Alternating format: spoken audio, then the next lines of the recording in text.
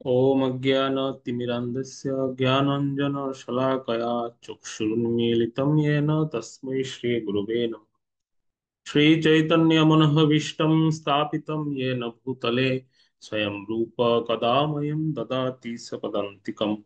वन्देऽहं श्रीगुरो श्रीयुतपदकमलं श्रीगुरून् विष्णुवांश्च श्रीरूपं सग्रजातं सहगण रघुनाथान्वितं तं सजीवं साद्वैतं सावधूतं परिजनसहितं कृष्णचैतन्यदेवं श्रीराधा कृष्णपादान् सहगण ललिता श्रीविशाखान्वितांश्च नमो विष्णुपदाय कृष्णपृष्ठाय भूतले श्रीमते भक्तिवेदान्त स्वामिन् इति नामिने नमस्ते सारस्वती देवे गौरवाणी प्रचारिणे निर्विशेष शून्यवादी पाश्चात्य देशतारिणे वञ्चाकल्पतरुभ्यश्च कृपा सिन्धुभ्येव च पतितानां पावनेभ्यो वैष्णवेभ्यो नमो नमः। नमो महावदन्याय कृष्ण प्रेम प्रदायते कृष्णाय कृष्ण चैतन्य नाम्ने गौरतिशे नमः। हे कृष्ण करुणा सिंधु दीनबंधो जगत्पते गोपेश गोपिका कांत राधा कांत नमस्तुते तप्त कांचन गौरंगे राधे वृंदावनेश्वरी विश्वभानुसुते देवी प्रणमामि हरिप्रिये। जय श्री कृष्ण चैतन्य प्रभु नित्यानंद श्री अद्वैत गदाधर श्रीवासादि गौर भक्त बिंद। हरे कृष्णा कृष्णा कृष्णा हरे हरे हरे राम राम राम हरे। ओम नमो भगवते वासुदेवाय। ओम नमो भगवते वासुदेवाय। ओम नमो भगवते वासुदेवाय। नारायणं नमस्कृत्यं नरं चैव नरोत्तमं देवीं सरस्वतीं व्यासं ततो जयमुदीरये। नष्टप्रायेषु भद्रेषु नित्यं भागवत सेवया भागवतमुत्तमं श्लोके भक्तिर्भवति नैष्टिकी मुखं करोति वाचालं पङ्गुं लङ्घयते गिरिं यत्कृपातमहं वन्दे श्रीगुरुं दिनतारिणं श्रीचैतन्येश्वरं परमानन्दमाधवम्।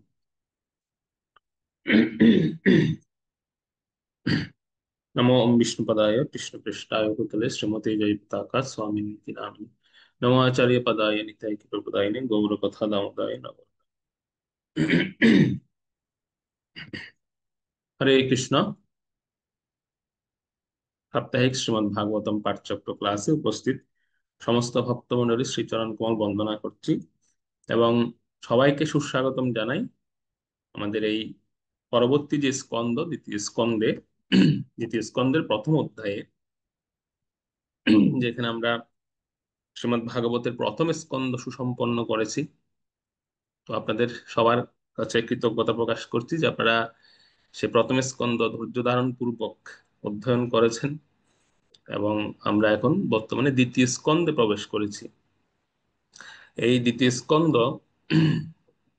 এটি জগতের প্রকাশ শীর্ষক স্কন্ধ বলা হয়েছে, যে এই জগতের প্রকাশ কিভাবে হয় তার উপর ভিত্তি করে দ্বিতীয় স্কন্ধটি আহ, বর্ণনা করা হয়েছে।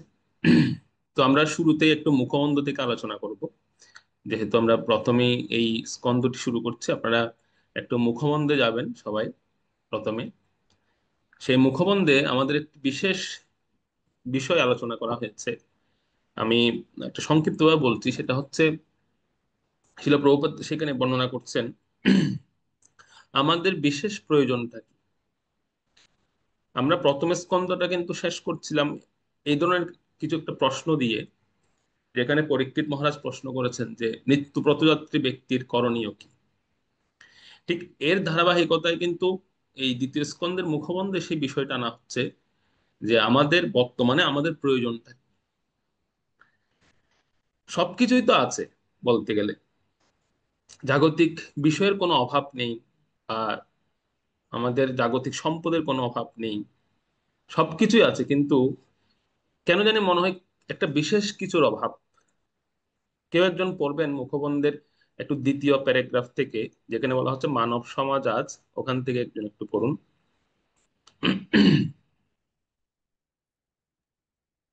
দ্বিতীয় পরিচ্ছদে আছে। হরে কৃষ্ণ। মানব সমাজ আজ আর অজ্ঞানের অন্ধকারে আচ্ছন্ন নয়। সারা পৃথিবী জুড়ে জাগতিক সুখ, ভোগ, শিক্ষা এবং অর্থনৈতিক উন্নতির দ্রুত প্রগতি হয়েছে। কিন্তু তবু সমাজ ব্যবস্থায় কোথায় যেন একটা গলদ রয়ে গেছে, এবং তাই অত্যন্ত নগণ্য বিষয় নিয়েও ব্যাপকভাবে কলহ বিবাদ হচ্ছে। মানব সমাজের শান্তি, সমৃদ্ধি এবং মৈত্রীর প্রতিষ্ঠা করে সকলকে ঐক্যবদ্ধ করার প্রয়োজনটি শ্রীমদ্ ভাগবত মেটাতে পারে। কেননা এটি হচ্ছে সমগ্র মানব সমাজের ভগবত চেতনার পুনর্বিকাশের এক সাংস্কৃতিক অবদান। ঠিক আছে। তো একটা একটা জিনিস আপনারা লক্ষ্য করেছেন নিশ্চয়ই, যে এখানে একটা একটা বিষয় বলা হয়েছে যে মানব সমাজ বর্তমানে অনেক এগিয়ে গেছে, অনেক দূর এগিয়ে গেছে জ্ঞান বিজ্ঞানে, সবকিছুতে। কিন্তু কেন জানি মনে হয় একটা নগণ্য কিছু বিষয় নিয়ে এই কলহটা মানব সমাজ থেকে যাচ্ছে না। সম্প্রতি আপনারা যারা খবরের কাগজ বা বিভিন্ন আহ, সামাজিক মাধ্যমে আপনারা দেখছেন যে কত ছোট ছোট তুচ্ছ ঘটনাকে কেন্দ্র করে মানুষ মানুষকে হত্যা করছে বা মানুষ মানুষের সঙ্গে কলহ করছে। তাহলে আসলে এখানে এখানে প্রয়োজনটা কি? কি নেই?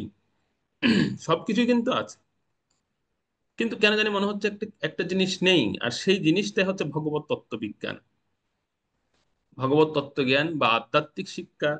এই শিক্ষার অভাবের ফলে মানব সমাজে নগণ্য বিষয় নিয়ে কলহ হচ্ছে, যেটা এখানে বর্ণনা করা হচ্ছে।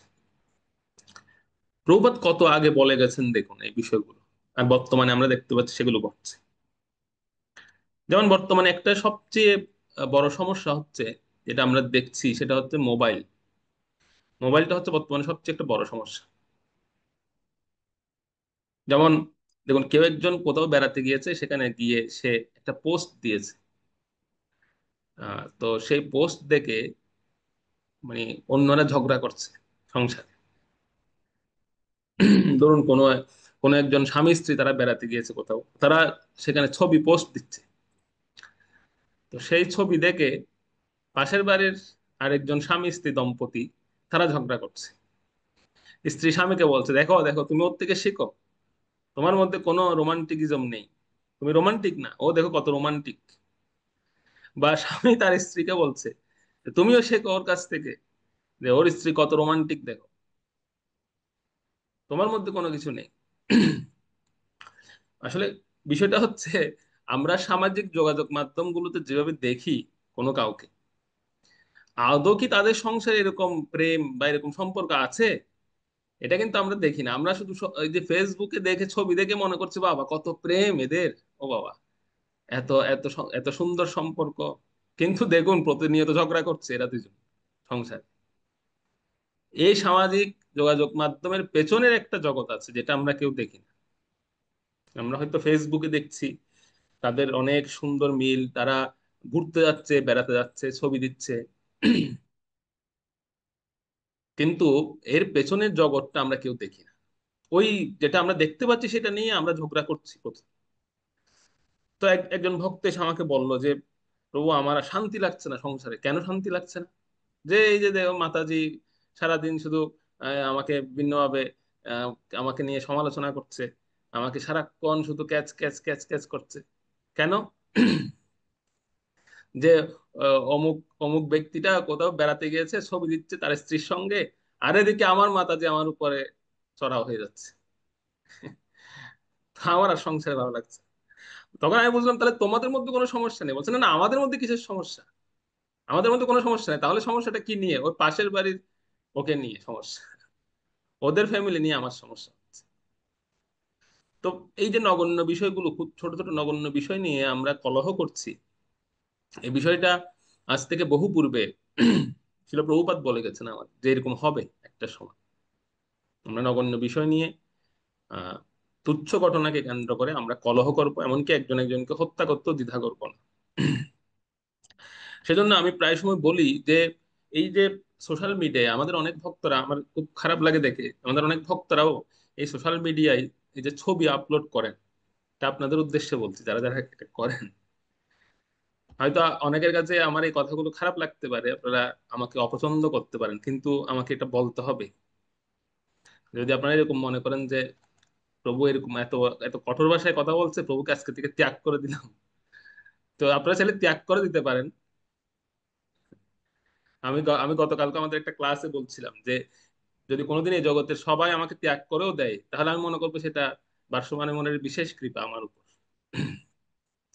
যে আমার আর আমার আর কোনো বন্ধন থাকলো না, তাহলে বন্ধন মুক্ত হয়ে গেলাম। কিন্তু আমাকে এই কথাগুলো বলতে হচ্ছে কেন? যে এই যে আপনারা ছবি দিচ্ছেন, এই এই ছবি দেওয়াটা, এটা কিন্তু সবাই সবাই পজিটিভ ভাবে এই ছবিগুলো নেন। কারণটা হচ্ছে এই এই যে দেখুন, আপনি আপনি একটা হয়তো আপনার পার্সোনাল, আপনি কোথাও ঘুরতে গিয়েছেন, আপনি আপনার পার্সোনাল ছবি দিচ্ছেন সেখানে আপনার আপনার আপনার ফেসবুক পেজে, সেটা হয়তো আপনার আপনার অধিকার আছে, আপনার স্বাধীনতা আছে, আপনি আপনার পার্সোনাল পেজে ছবি দিচ্ছেন। কিন্তু এটা কিন্তু সবাই ঠিকভাবে নিচ্ছে না। কেউ ইতিবাচক ভাবে ছবিগুলো দেখছে, আর বেশিরভাগ লোকেরা কিন্তু নেতিবাচক ভাবে ছবিগুলো দেখছে। বিশেষ করে আমি আমাদের বর্তমান প্রেক্ষাপটের বিষয়ে বলছি। বেশিরভাগ লোকেরাই নেতিবাচক দৃষ্টিতে ছবিগুলো দেখে, খুব খারাপ দৃষ্টিতে দেখে। আর এই কুদৃষ্টিটা কিন্তু এসে, এই যে আপনি ছবি দিচ্ছেন না, আপনার উপরেই পড়বে। অনেক সময় আমরা বলি না যে আমার, আমি আমি তো কিছু করিনি, বা আমার উপর দিয়ে এরকম, আমার শরীরের উপর দিয়ে এত এত খারাপ দেখা যাচ্ছে কেন, আমি রোগশয়ে কষ্ট পাচ্ছি কেন, এটা হচ্ছে কুদৃষ্টির ফলে হয়। আপনি বলতে পারেন তো সেটা তো সে সরাসরি আমাকে দিচ্ছে না, আমার ছবিকে দিচ্ছে। হ্যাঁ, সেটা যদি আপনার ছবিকেও দেয়, তাতেও তার প্রভাব আপনার শরীরে এসে পড়ে। সেজন্য ফেসবুকে ছবি দেওয়ার আগে 100 বার চিন্তা করে দিবেন। সবাই কিন্তু সৎ ভাব নিয়ে বা সৎ মনোভাব নিয়ে ছবি দেখে না। অনেকে কুদৃষ্টি দিয়ে ছবি দেখে। বেশিরভাগ লোকের এই ধরনের স্বভাব। তো সেজন্য আমি আমাদের ভক্তদেরকে রিকোয়েস্ট করি যে অন্ততপক্ষে আপনারা, বিশেষ করে মাতাজি যারা আছেন, প্রভুদেরও একই বিষয়, প্রভুদেরও সেই বিষয়টা আমি বলি যে কখনো এরকম পার্সোনাল ছবি আপলোড করা এটা উচিত নয়। ফ্যামিলি, আপনি হয়তো দেখা যাচ্ছে ফ্যামিলি ট্যুরে গিয়েছেন, ফ্যামিলির একসঙ্গে সবার সঙ্গে ছবি দিয়েছেন, সেটা আলাদা বিষয়। কিন্তু পার্সোনাল যে ছবি দেওয়া বা পার্সোনালি ছবি তোলা, পার্সোনাল ছবিগুলো আপলোড করা, এগুলো সবাই কিন্তু সৎভাবে দেখে না। তো সেজন্য আমাদের এই বিষয়ে একটু মানে সচেতন হওয়া উচিত এই বিষয়গুলোতে। এই এই জগৎটা তো আসলে আমাদের প্রকৃত জগৎ নয়, বা প্রকৃত আলোয় নয়। আমি আমি আরেকজনকে কেন দেখাবো যে আমি খুব আনন্দে আছি, খুব সুখে আছি? এটা দেখানোর প্রয়োজনীয়তাই নেই। এই এই সেজন্য এই ক্ষুদ্র জিনিসটি, এই মোবাইলটি, এটি কিন্তু আমাদেরকে আহ, যে বিষয়গুলো প্রদান করে, সর্বপ্রথম যে জিনিসটা দেয়, এই জিনিসটা এই বস্তুটি আমাদেরকে, সেটা হচ্ছে নিঃসঙ্গতা এনে দেয় আমাদের। কেন এই যে আমি বলছি না, কেন আমরা এই যে ছবিগুলো দিই? যেমন দেখবেন কোন কারো কোনো কাজ নেই, সে শুধু শুধু ওখানে লিখে দিচ্ছে গুড মর্নিং, একটা ছবি দিয়ে নিচে লিখে দিচ্ছে গুড মর্নিং। আবার রাত্রিবেলা আরেকটা ছবি দিয়ে লিখছে গুড নাইট। কোনো কাজ নেই কিন্তু। প্রথমত হচ্ছে নিঃসঙ্গতা এনে দেয় আমাদের, মোবাইল আমাদেরকে নিঃসঙ্গ করে দেয়। দ্বিতীয় হচ্ছে কুসঙ্গ দেয়, সেখান থেকে আমরা বেশ কিছু কুসঙ্গ প্রাপ্ত হই। সবাই যে ভালো, আমার ফ্রেন্ড সার্কেলে সবাই যে ভালো বন্ধু হবে, এটা কিন্তু নয়। সেখান থেকে কুসঙ্গের জন্ম হয়। কিছু কিছু আহ খারাপ বন্ধুও জুটে যায় সেখানে, দেখা যায়। তৃতীয়ত হচ্ছে বিবাদ, কলহ, এই জিনিসগুলো সৃষ্টি হয় এই যন্ত্রটা থেকে। এবং চতুর্থ হচ্ছে অপরাধ প্রবণতা, অপরাধ প্রবণতার জন্ম হয় এখান থেকে। আমাদের অপরাধ করার বিষয় আসে যে এই যে দেখুন, বর্তমানে আমরা যে দৃশ্যগুলো দেখতে পাচ্ছি, এগুলো কিন্তু আজ থেকে 10-15 বছর আগে মানুষ কল্পনাও করেনি। কিন্তু বর্তমানে আমরা সেরকম কিছু কিছু অত্যন্ত বীভৎস দৃশ্য আমরা দেখতে পাচ্ছি। তো আমরা অনেক সময় আপনাদেরকে বা আমাদের কি কখনো প্রশ্ন আসে না যে আসলে মানুষ এগুলো শিখছে কোথার থেকে? এই শিখছে এই মোবাইল থেকেই। এখান থেকে দেখছে তারা বিভিন্ন কিছু, আর সেটাকে কপি করছে তারা। যে একটা মানুষ কাউকে হত্যা করে উল্লাস করছে, মানে চিন্তা করছে না যে আমি আমি একজন মানুষকে হত্যা করছি, সে সে চিন্তা করছে না, সে উল্লাস করছে রীতিমতো। সেখান থেকে মানুষ এগুলো শিখছে, অপরাধ প্রবণতা। পঞ্চম পঞ্চম হচ্ছে বিপদগামী হওয়া।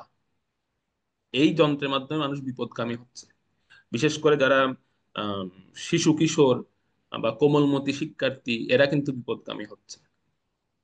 আর 6 নাম্বার হচ্ছে সময় জ্ঞানহীনতা বৃদ্ধি পাচ্ছে। মানুষের সময় কোথায় চলে যাচ্ছে, বা সময়টা কিভাবে কিভাবে ব্যয় হচ্ছে, সেই জিনিসটা আমরা বুঝতে পারছি না যখন আমরা এটা ব্যবহার করছি তখন। তো আমি জানি না হয়তো আপনারা আমার সঙ্গে একমত হচ্ছেন কিনা এই বিষয়গুলোতে, কিন্তু এই জিনিসগুলো এনে দিচ্ছে। এবং সপ্তম হচ্ছে অলসতা। এই যন্ত্রের মাধ্যমে আমাদের মধ্যে অলসতা বৃদ্ধি পাচ্ছে। তো এই এই জিনিসগুলো কিন্তু এই যন্ত্রটা আমাদের কিনে দেয়, কিন্তু তথাপিও যদি কেউ, হ্যাঁ, যদি এটা সঠিক ব্যবহার কেউ করতে পারে, যথাযথ উপযোগ কেউ করতে পারেন, তবে তার জন্য ঠিক আছে। কিন্তু বেশিরভাগ ক্ষেত্রে এই ধরনের ব্যক্তিগুলো পাবেন খুব হাতে গোনা কম কম কিছু ব্যক্তি পাবেন যারা এই যন্ত্রটির যথাযথ উপযোগ করতে পারছেন। বেশিরভাগ ক্ষেত্রে এই জিনিসগুলো হচ্ছে এই যন্ত্রের মাধ্যমে। তো এই বিষয়টা নিয়েই প্রভুপাদ তার এই মুখবন্ধে তিনি উল্লেখ করেছেন যে মানব সমাজে সবকিছু হবে, সবকিছু আসবে, তারা সব ধরনের সমৃদ্ধিও পাবে, কিন্তু কেন জানি একটা জিনিসের অভাব থেকে যাবে সেখানে, আর সেটা হচ্ছে ধর্মীয় চর্চা। এই যে আধ্যাত্মিকতার চর্চার অভাব থাকবে। আর সেই আধ্যাত্মিকতা এনে দিতে পারে এই শ্রীমদ্ ভাগবত মহাপুরাণ।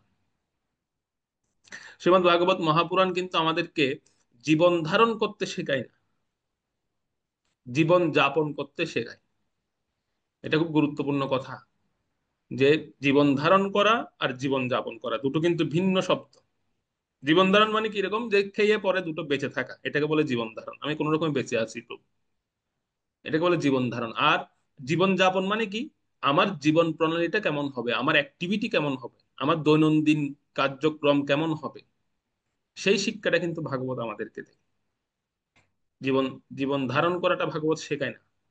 জীবন ধারণ যে কেউ করতে পারে, খেয়ে পরে বেঁচে যে কেউ থাকতে পারে, কিন্তু আমি আমার আমার কার্যকারিতা কেমন হবে, আমার কার্য প্রণালীটা কেমন হবে, সেই জিনিসটা শিখতে হবে, আর সেটা শেখাই ভাগবত আমাদের। সেজন্যই তো পরীক্ষিত মহারাজের প্রশ্ন শুনে সুখদেব গোস্বামীপাদ অত্যন্ত প্রসন্ন হয়েছিলেন। এই প্রশ্নটা জীবন ধারণকে নিয়ে প্রশ্ন ছিল না, এই প্রশ্নটা ছিল জীবন যাপন, যে মরণাপন্ন ব্যক্তি এবং সেই সাথে ওভারঅল সকল সকল মানুষের কর্তব্যটা কি হওয়া উচিত। শুধু মরণাপন্ন ব্যক্তি নন, মরণাপন্ন ব্যক্তি এবং সকল মানুষের কর্তব্যটা কি হবে, এটা হচ্ছে জীবন যাপন প্রণালীটা কেমন হবে। সেজন্য তিনি খুব প্রসন্ন হয়েছিলেন এই প্রশ্ন শুনে। এবং এই মুখবন্ধে আরেকটা বিষয় প্রভুপাদ উল্লেখ করেছেন, যেটা হচ্ছে, যেটা বর্তমান সময়ে সবচেয়ে খুব খুব ভয়ঙ্কর বিষয়, সেটা হচ্ছে কোমলমতি ছাত্রছাত্রীদের জাগতিক স্কুল কলেজ সমূহে যে বিদ্যা দান করা হচ্ছে, সম্পূর্ণ আসরিক বিদ্যা দান করা হচ্ছে, এবং তার ফলে তারা আসরিক ভাব সম্পন্ন হয়ে পড়ছেন। কোন দিকে যাবেন? দেখুন, একটা জিনিস হচ্ছে প্রথমত, এই যে এই এই যে বিভিন্ন যন্ত্রগুলো, বিভিন্ন ডিভাইস গুলো আমাদের মধ্যে এসে যাচ্ছে, সেগুলোর দ্বারা আমরা এই বিভিন্নভাবে বিপদগামী হচ্ছি। আর একটা হচ্ছে, যেখান থেকে আমরা জ্ঞান আহরণ করব সেখানে আমাদেরকে আসরিক শিক্ষাগুলো দেওয়া হচ্ছে। তো আমি কোন দিকে যাব? চারিদিকে বিপদ। এর থেকে সমাধান কি, এর থেকে বাঁচার উপায়টা কি, সেটা সেটা আমাদের জানতে হবে। একমাত্র সমাধান আমরা দেখতে পাচ্ছি, সেটাই হচ্ছে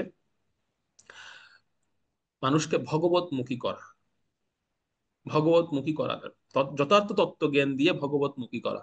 আর সেটার একমাত্র উৎসই হচ্ছে শ্রীমদ্ ভাগবত মহাপুরাণ। এই শ্রীমদ্ ভাগবত মহাপুরাণই হচ্ছে তার একমাত্র উৎস। আর কোনো জায়গা নেই, আর কোনো বিদ্যা নেই, বা আর কোনো উৎস নেই। একমাত্র উৎস হচ্ছে শ্রীমদ্ ভাগবত মহাপুরাণ। এই দিব্য গ্রন্থে আমাদের মুক্তি দিতে পারে। তাই তো এই মুখবন্ধের শেষে একটা সুন্দর শ্লোক বলা হয়েছে, কেউ একজন একটু অনুবাদটা পড়বেন, শ্লোক নয়, অনুবাদটা একজন পড়ুন কেউ একজন, মুখবন্ধের শেষে।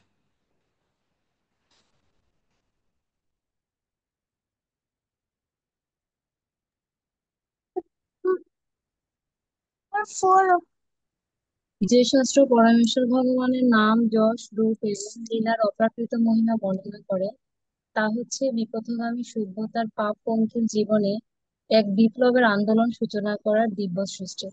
এই দিব্য শাস্ত্রগ্রন্থ যদি নির্ভুলভাবে রচিত নাও হয়, তবুও নির্মল অন্তঃকরণ বিশিষ্ট সাধুরা তা শ্রবণ করেন, কীর্তন করেন এবং গ্রহণ করেন। হরে কৃষ্ণ। তো এটি আমাদের হৃদয়কে নির্মল করতে পারে এবং একটি বিপ্লব সূচনা করতে পারে, এই দিব্য গ্রন্থ। এবং এটা সকলের আস্বাদনীয় বস্তু, সবাই সবাই শ্রবণ করতে পারবেন। এমন নয় যে আপনারা বড়রা শুনছেন, ছোটরা শুনতে পারবেন না, সেরকম নয়, সকলে শ্রবণ করতে পারেন এবং সকলে উপকৃত হতে পারেন। এতটাই দিব্য গ্রন্থ এটি। তো আসুন আমরা প্রথমেই মঙ্গলাচরণ শ্লোক দিয়ে শ্রীমদ্ ভাগবতের যে পুণ্যময় দ্বিতীয় স্কন্ধ আমরা শুরু করতে যাচ্ছি। এই মঙ্গলাচরণ দিয়ে আমরা এই পবিত্র পুণ্যময় যাত্রা আমরা শুরু করি। তো আমরা সকলে আসি, পরবর্তীতে প্রথম যে মঙ্গলাচরণ শ্লোক সেটি পাঠ করি। করুন একজন।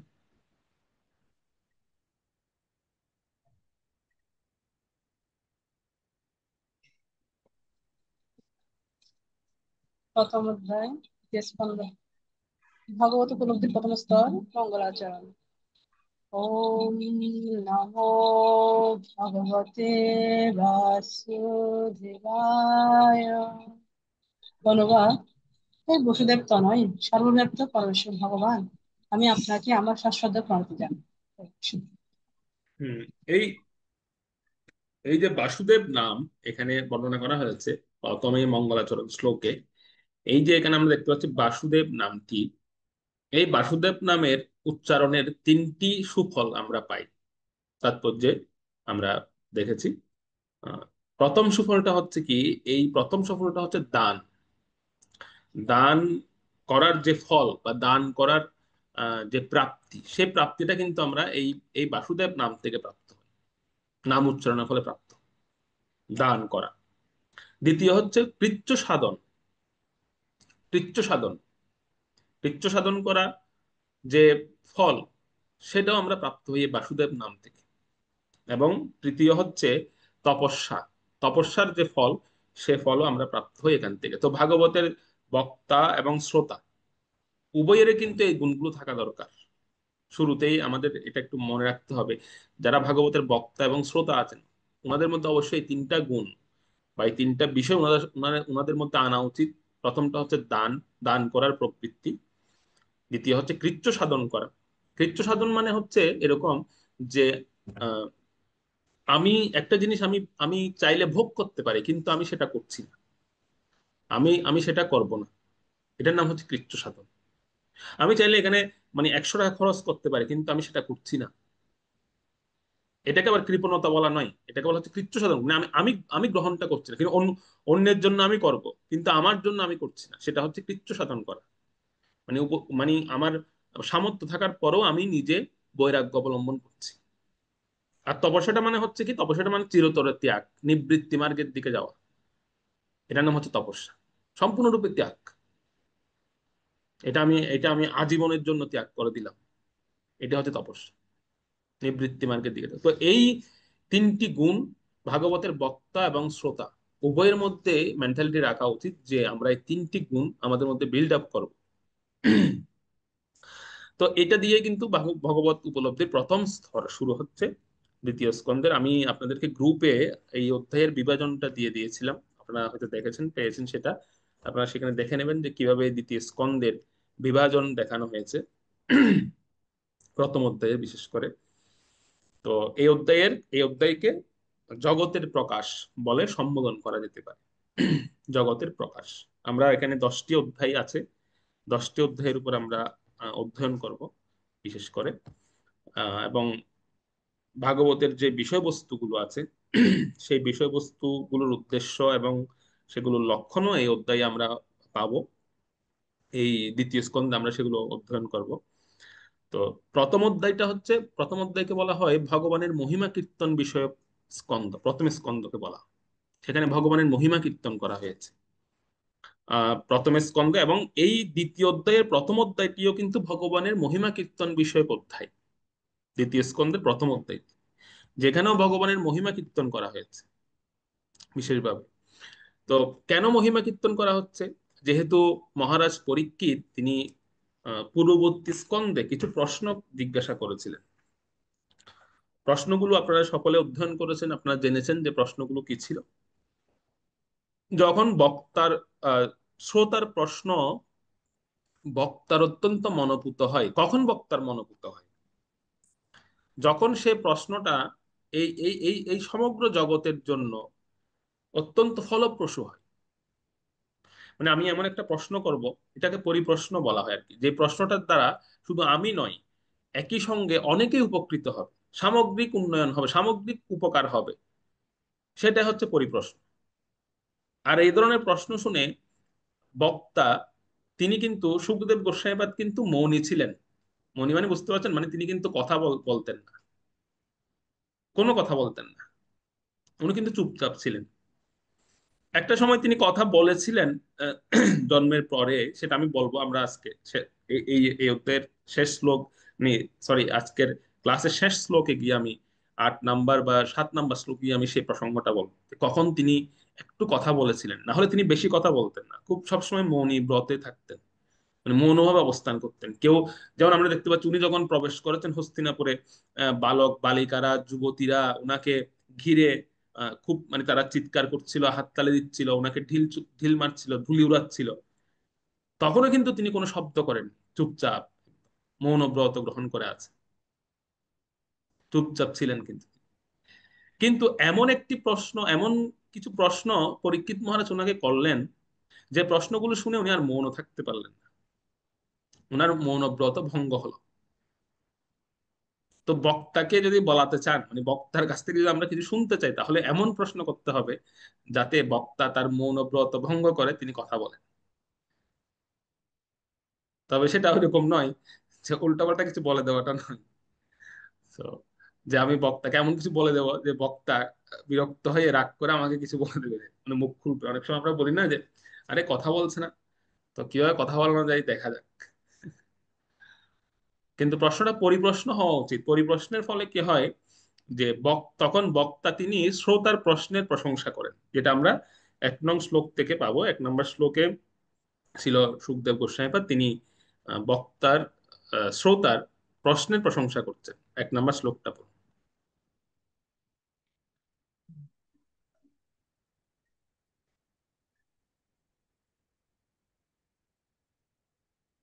হরে কৃষ্ণ।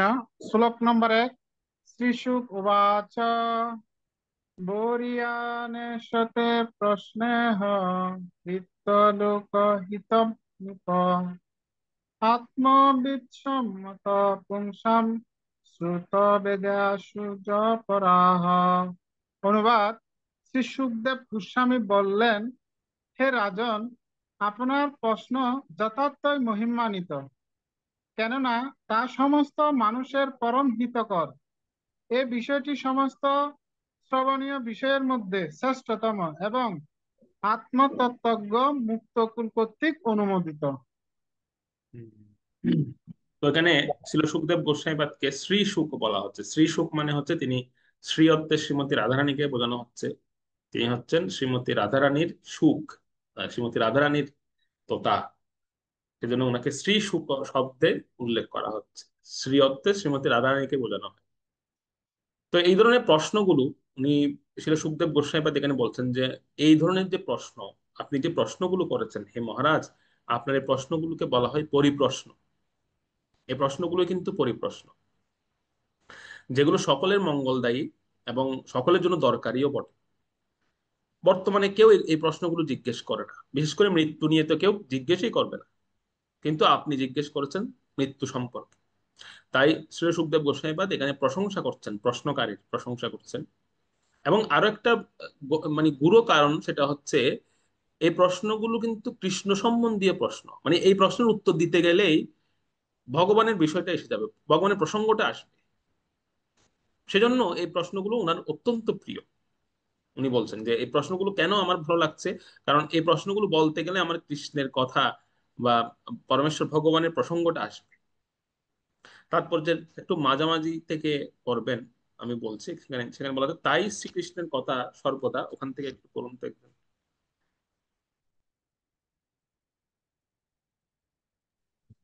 তাই তাই শ্রীকৃষ্ণের কথা। শ্রীকৃষ্ণ কথা সর্বদা শ্রবণ করা পরম মঙ্গলপ্রদ। তাই মহারাজ পরীক্ষিত ছিল সুখদেব গোস্বামীকে অনুরোধ করছেন শ্রীকৃষ্ণের কার্যকলাপ বর্ণনা করতে, যাতে তিনি তার মনকে শ্রীকৃষ্ণের চিন্তায় মগ্ন করতে পারেন। শ্রীকৃষ্ণের কার্যকলাপ স্বয়ং শ্রীকৃষ্ণ থেকে অভিন্ন। যতক্ষণ মানুষ শ্রীকৃষ্ণের এই অপ্রাকৃত কার্যকলাপ শ্রবণে মগ্ন থাকেন, ততক্ষণ তিনি জড়জগতের বন্ধন থেকে মুক্ত থাকেন। শ্রীকৃষ্ণ সম্বন্ধীয় সমস্ত বিষয় এতই মঙ্গলময় যে তা বক্তা, শ্রোতা এবং প্রশ্নকর্তা সকলেরই পরম মঙ্গল সাধন করে। তাই হুম। কৃষ্ণ কথাতে শ্রীকৃষ্ণের শ্রী পাদপদ্ম থেকে উদ্ভূত গঙ্গার জলের সঙ্গে তুলনা করা হয়। গঙ্গার জল যেখানে যায় সেই স্থান এবং তার উপর জলে অবগাহনকারী মানুষদের পবিত্র করে। তেমনি কৃষ্ণ কথা বা কৃষ্ণ সম্বন্ধে আলোচনা এতই পবিত্র যে যেখানে তা আলোচিত হোক না কেন, সেই স্থান বক্তা, প্রশ্নকর্তা, শ্রোতা আদি সকলেই পবিত্র হয়ে যায়। তো কৃষ্ণ কথা প্রসঙ্গে এখানে বর্ণনা করা হচ্ছে, কৃষ্ণ কথা কিন্তু আমাদেরকে তিনটা জিনিস দান করে।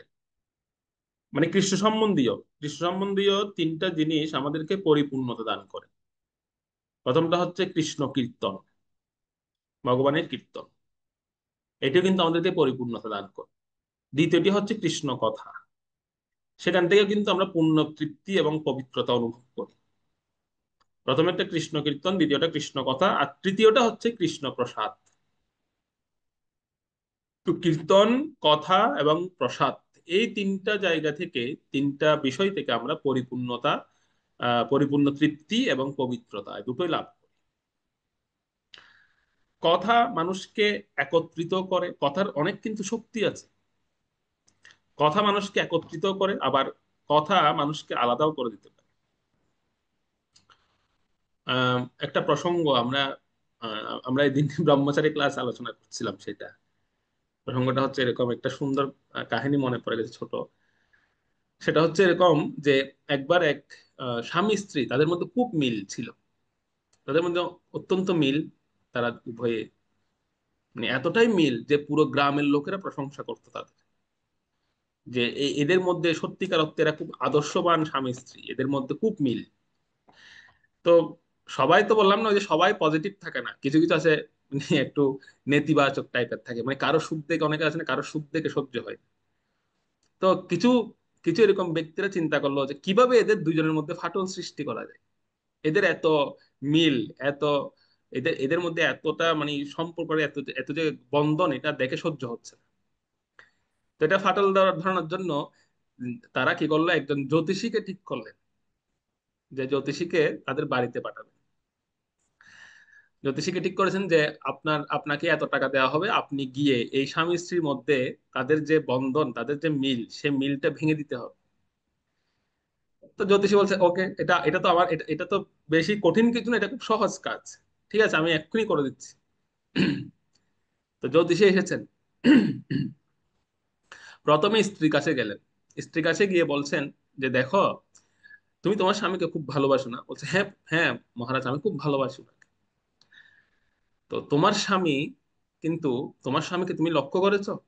সে বলছে না, কি লক্ষ্য করব? তোমার স্বামীর কিন্তু মৃত্যু খুব আসন্ন, সামনে তোমার স্বামীর মৃত্যু হবে। আর তার মৃত্যু হবে এভাবে যে তার শরীরে লবণের পরিমাণটা বেড়ে যাচ্ছে দিন দিন, তার শরীরের মধ্যে, মানে তার শরীর মধ্যে লবণের পরিমাণটা দিন দিন বেড়ে যাচ্ছে। আর এটা যেদিন একদম পরিপূর্ণ মাত্রায় বেড়ে যাবে, সেদিন তার মৃত্যু হবে। এইটা স্ত্রীকে বলে জ্যোতিষী চলে গেলেন। আর স্ত্রী তো চিন্তায় পড়ে গেছেন, হায় হায় এখন কি হবে, আমার স্বামীর মৃত্যু হয়ে যাবে অল্প দিনে, তার শরীরে লবণ বৃদ্ধি পাচ্ছে। এবার স্বামীকে গিয়ে জ্যোতিষী বললেন, স্বামীর কাছে গিয়েছেন, এবার স্বামীর কাছে গিয়ে বলছেন যে আপনি আপনার স্ত্রীকে খুব ভালোবাসেন না? স্বামী বলছে হ্যাঁ খুব ভালোবাসি। তখন বললেন, আপনার স্ত্রীটা আসলে কে জানেন? আপনার স্ত্রীটা হচ্ছে একটা ডাইনি, একটা রাক্ষসী। সে কিন্তু আগের জন্মে একটা রাক্ষসী ছিল, সে আপনার স্ত্রী হয়ে এসেছে। তো আপনি একটু সাবধানে থাকবেন, কখন কি দুর্ঘটনা ঘটে যায় বলা তো যায় না। এটাও বলেই তিনি চলে গেছেন, আর কিচ্ছু বলেন, জাস্ট দেখুন একটা কথা মাত্র, শুধু আর কিচ্ছু না। তো স্বামী প্রথমে এত এত পাত্তা দেয়নি, স্বামী বলতো এটা কি বলছে, এটা আমি বিশ্বাস করি না। এখন উভয়ে উভয়ে কিন্তু উভয়ের মধ্যে এই কথাগুলো একটু নাড়া দিয়েছে বটে, কিন্তু তারা দুজনে চিন্তা করছিলেন একটু একটু করে। তো একদিন রাত্রিবেলা না, স্বামী যখন দেখতেন স্ত্রীকে, তখন স্বামীর ওই কথাটা মনে পড়ে, জ্যোতিষীর কথাটা মনে পড়তো যে আমার স্ত্রী রাক্ষসী, দেখে তো মনে হচ্ছে না। কিন্তু জ্যোতিষী কিভাবে বলছে যে আমার স্ত্রী একজন রাক্ষসী, কিভাবে রাক্ষসী হতে পারে? মানে দেখলে শুধু ওই জ্যোতিষীর কথাটা মনে পড়ে। আবার স্ত্রীরও স্ত্রীরও একই রকম, স্ত্রীরও শুধু স্বামীকে দেখলে মনে পড়ে যে আমার স্বামীটা অল্প কিছুদিন পরে মারা যাবে, তার শরীরে লবণের পরিমাণ বেড়ে যাচ্ছে। এরকম উভয়ে কিন্তু চিন্তা করছিল, আর চিন্তা করতে করতে দেখা যাচ্ছে তাদের মধ্যে একটা সূক্ষ্ম দূরত্ব তৈরি হচ্ছে। তো একদিন রাতবেলা স্বামী শুয়েছেন প্রসাদ প্রসাদ পেয়ে, আর স্ত্রী তিনি চরণ সেবা করছেন স্বামীর। তো হঠাৎ দেখতে পাচ্ছে এরকম, মানে গরমের দিন, তো স্বামী ঘামছেন, স্বামী শুয়েছেন তো গরমের দিন, তো গরম, স্বামী ঘামছে। তো স্ত্রী চরণ সেবা করে যাচ্ছেন। আর স্বামী শুয়ে শুয়ে চিন্তা করছে যে যে যে স্ত্রীটা আমার চরণ সেবা করছে এ কি সত্যিকার অর্থে রাক্ষসী, আসলে কি সে রাক্ষসী, এরকম চিন্তা করছে স্বামী। ঘুমায়নি কিন্তু, এমনি শুয়ে আছে আর মনে মনে এটা চিন্তা করছে। আর স্ত্রী চিন্তা করছে আমার স্বামী কি সত্যি মারা যাবে, তার শরীরে কি সত্যি লবণের পরিমাণ বেড়ে যাচ্ছে। আর এদিকে স্বামী তো ঘামছেন। আর ঠিক সেই সময় স্ত্রী কি করছে, ওনার স্বামীর পা থেকে একটু ঘাম নিয়ে এরকম জিহ্বাটা বের করে মুখে দিচ্ছে। জিহ্বাটা বের করে মুখে যখন দিচ্ছিলেন, এই দৃশ্যটা স্বামী দেখে ফেলেছে। আর যেই স্বামী দেখেছে তখন তো স্বামী চিৎকার দিয়ে বিছানা থেকে লাফ দিয়ে দৌড় দিয়েছেন, বলছে হ্যাঁ ওই জ্যোতিষী যেটা বলেছিল তুমি সত্যিকার অর্থে রাক্ষসী, তুমি আমার আমার ঘাম ঘাম পর্যন্ত তুমি খেয়ে নিচ্ছ, মানে খেতে যাচ্ছ, মানে টেস্ট করতে যাচ্ছ তুমি, তার মানে তুমি তো কিছুক্ষণ পরে আমাকেও খেয়ে ফেলবে, তুমি সত্যিকার অর্থে রাক্ষসী। আসলে স্ত্রী ওইটা মুখে দিচ্ছিল এই জন্য যে আসলে কি সত্যিকার অর্থে আমার স্বামীর শরীরে লবণের পরিমাণ বেড়ে যাচ্ছে কিনা সেটা সেটা চেক করার জন্য দিচ্ছিল। আর স্বামী মনে করে নিয়েছে কি সত্যিকার অর্থে রাক্ষসী, হে কিছুক্ষণ পরে আমার রক্ত খাবে।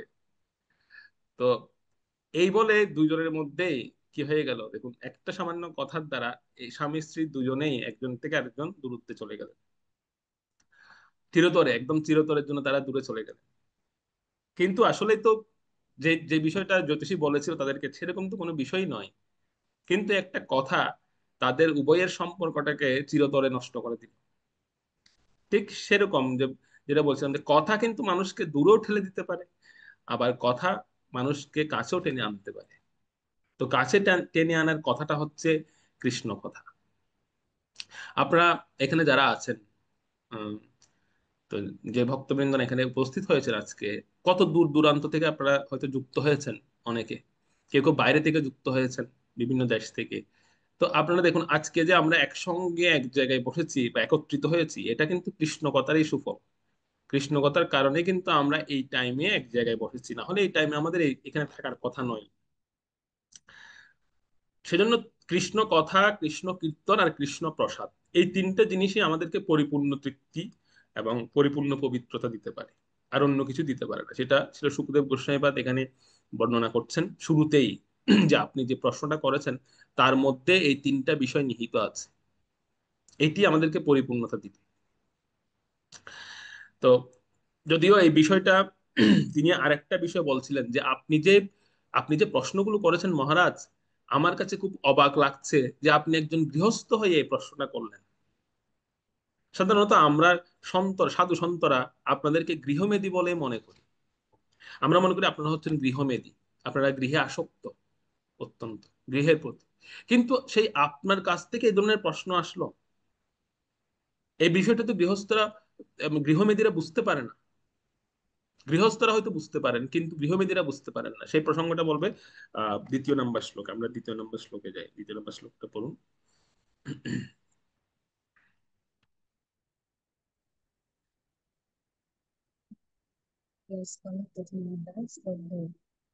শ্রোতব্যাদিনে রাজেন্দ্র সন্তেষু অপশ্যতাম আত্মতত্ত্বম গৃহেষু গৃহমেদিনাম। অনুবাদ: হে রাজশ্রেষ্ঠ, আত্মতত্ত্ব জ্ঞান আলোচনায় উদাসীন বিষয়াসক্ত গৃহমেদীদের অসংখ্য শ্রবণীয়, কীর্তনীয় এবং স্মরণীয় বিষয়সমূহ আছে।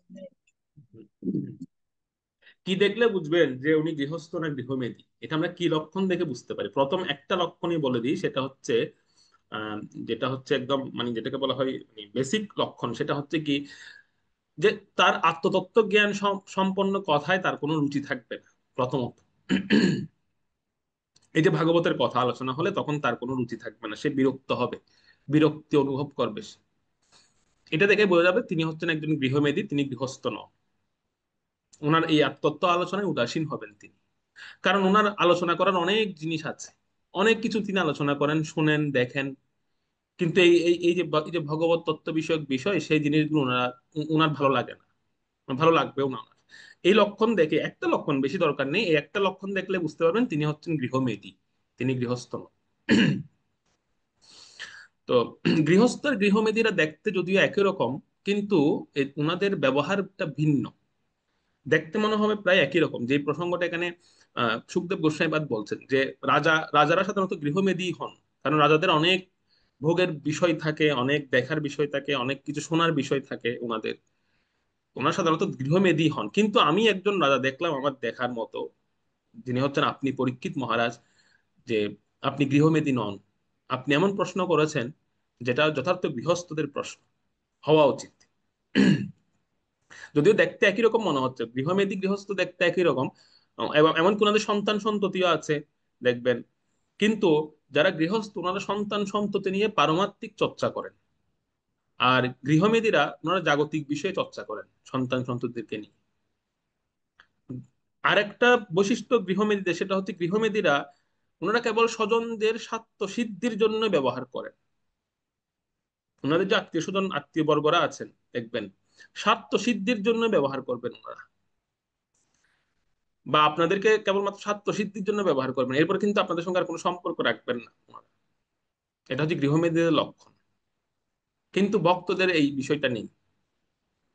ভক্তরা সে আত্মীয় হোক বা না হোক, তার জন্য চিন্তা করেন, তার জন্য প্রার্থনা করেন, এবং তার বিপদে বা আপদে সেই এগিয়ে আসেন।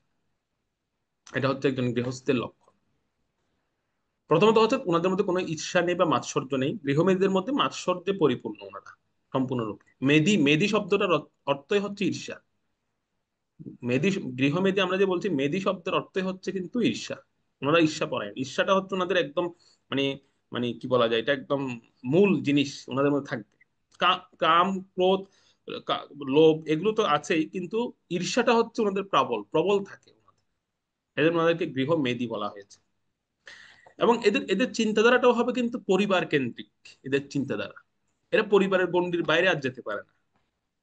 শুধুমাত্র নিজের পরিবার কেন্দ্রিক ওনাদের চিন্তাধারা থাকবে, এবং এর থেকে বেরোতে পারেন না। তাৎপর্য প্রভুপাদ সেই প্রসঙ্গ বলেছেন। এবং একজন অন্যজনকে সহ্য করতে পারেন না, বিশেষ করে। আহ, তবে এই এই যে সহ্য না করার প্রবণতাটা, এটা বর্তমানে খুব বেড়ে গেছে, যদিও খুব বেড়ে গেছে। সৌহার্দ্যপূর্ণ সম্পর্কটা অনেকটা নষ্ট হয়ে গেছে বর্তমানে। আম, আমরা অনেক সময় দেখি না যে একই গুরুর শিষ্য আমরা, বা একই গুরুর শিষ্য আমরা, কিন্তু দুই শিষ্যের ঝগড়ার মাঝখানে পড়ে গুরুদেব পর্যন্ত কষ্ট পান, বা গুরুদেবের উপর পর্যন্ত দুর্ভোগ নেমে আসে দুই শিষ্যের মাঝখানে পড়ে। এক পর্যায়ে গুরুদেবকে নিয়ে কমেন্টস করা শুরু করেন, এরকমও দেখা যায়। যে বলেন যে গুরুদেব অমুক শিষ্যের পক্ষপাতিত্ব করছেন, এরকম পর্যন্ত কমেন্টস করেন। গুরুদেব ওকে পার্সিয়ালিটি করছেন, গুরুদেব আমাকে দেখতে পারেন না, গুরুদেব আমার প্রতি বিরাগ ভাজন। আরে বাবা, যাকে আমি গুরু রূপে বরণ করেছি তাকে নিয়ে এ ধরনের মনোভাব পোষণ করছে আমি, যে তিনি পক্ষপাতিত্ব করছেন। তো এই এই মনোভাবগুলো আসে মূলত হিংসা থেকে। হিংসা থেকে এই মনোভাবগুলো আসে। উম, এবং আম, এই ধরনের মনোভাব একজন ভক্তকে নষ্ট করে দেয়। ভালো ভক্তকে নষ্ট করে দিয়েছে এই ধরনের মনোভাব। অনেক ভালো ভালো ভক্তরা পর্যন্ত এরকম মনোবৃত্তি লালন করার কারণে, গুরুদেবকে নিয়ে এই ধরনের ভাবার কারণে তাদের ভক্তিটা নষ্ট হয়ে গেছে। এর থেকে বাঁচার উপায়টা কি? এর থেকে বাঁচার উপায় একটাই। এই এই এই তাৎপর্যের শেষ অংশটা একটু পড়ুন, শেষ অংশে সেখানে এই বিষয়টা বলা হয়েছে। এই শ্লোকের তাৎপর্যের শেষ অংশটা পড়ুন। হয়ে গেছে। ভগবত ভগবত ধামে ফিরে যাওয়ার উপায় হচ্ছে পরমেশ্বর ভগবানের নাম, রূপ ও লীলা, পরিকর এবং বৈশিষ্ট্য সম্বন্ধে শ্রবণ করা। মূর্খ মানুষেরা তা জানে না। তারা কেবল অনিত্য বস্তুসমূহের নাম, রূপ ইত্যাদি সম্বন্ধে শুনতে চায়, এবং তাদের আত্যন্তিক কল্যাণ সাধনের জন্য তাদের শ্রবণের প্রবণতাকে কিভাবে নিযুক্ত করছে তা তারা জানে না। বিপথগামী মানুষেরা পরম তত্ত্বের নাম, রূপ, গুণ আদি সম্বন্ধে অসৎ সাহিত্য রচনা করে। তাই অন্যের প্রতি মাৎসর্য পরায়ণ হয়ে গৃহমেধির জীবনযাপন করা উচিত নয়। শাস্ত্রের নির্দেশ অনুসারে আদর্শ গৃহস্থের জীবনযাপন করাই করাই মানুষের কর্তব্য। আমাদের কিন্তু একটা লক্ষ্য আছে, একটা গোল আছে। গোলটা হচ্ছে ভগবত ধামে ফিরে যাওয়া। আর তার উপায় হচ্ছে ভগবানের নাম, রূপ, গুণ, লীলা, পরিকর, বৈশিষ্ট্য সম্বন্ধে শ্রবণ করা, যত বেশি শ্রবণ করা আছে। কিন্তু আমরা সেটা করছি না, আমরা এর উল্টোটা করছি। এবং আমাদের মধ্যে যে মাৎসর্য বা হিংসা এই জিনিসটা দেখা দিচ্ছে, সেটাই আমাদেরকে বিপদগামী করে দিচ্ছে। এবং আমরা গৃহমেধির মতো হয়ে, মাৎসর্য পরায়ণ হয়ে গৃহমেধির জীবন যাপন করছি। এবং আরো কি কি বৈশিষ্ট্য গৃহমেধিদের মধ্যে আছে সেটা 3 নম্বর শ্লোকে বলা হচ্ছে। 3 নম্বর শ্লোকটা পড়ুন।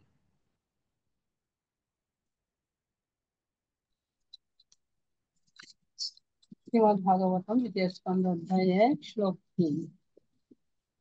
নিদ্রয়া হিয়তে নক্তম দেবায়েন চ ভাবয়ঃ দিবাচার্তে হয়া রাজন কুটুম্ব ভরণেন বা।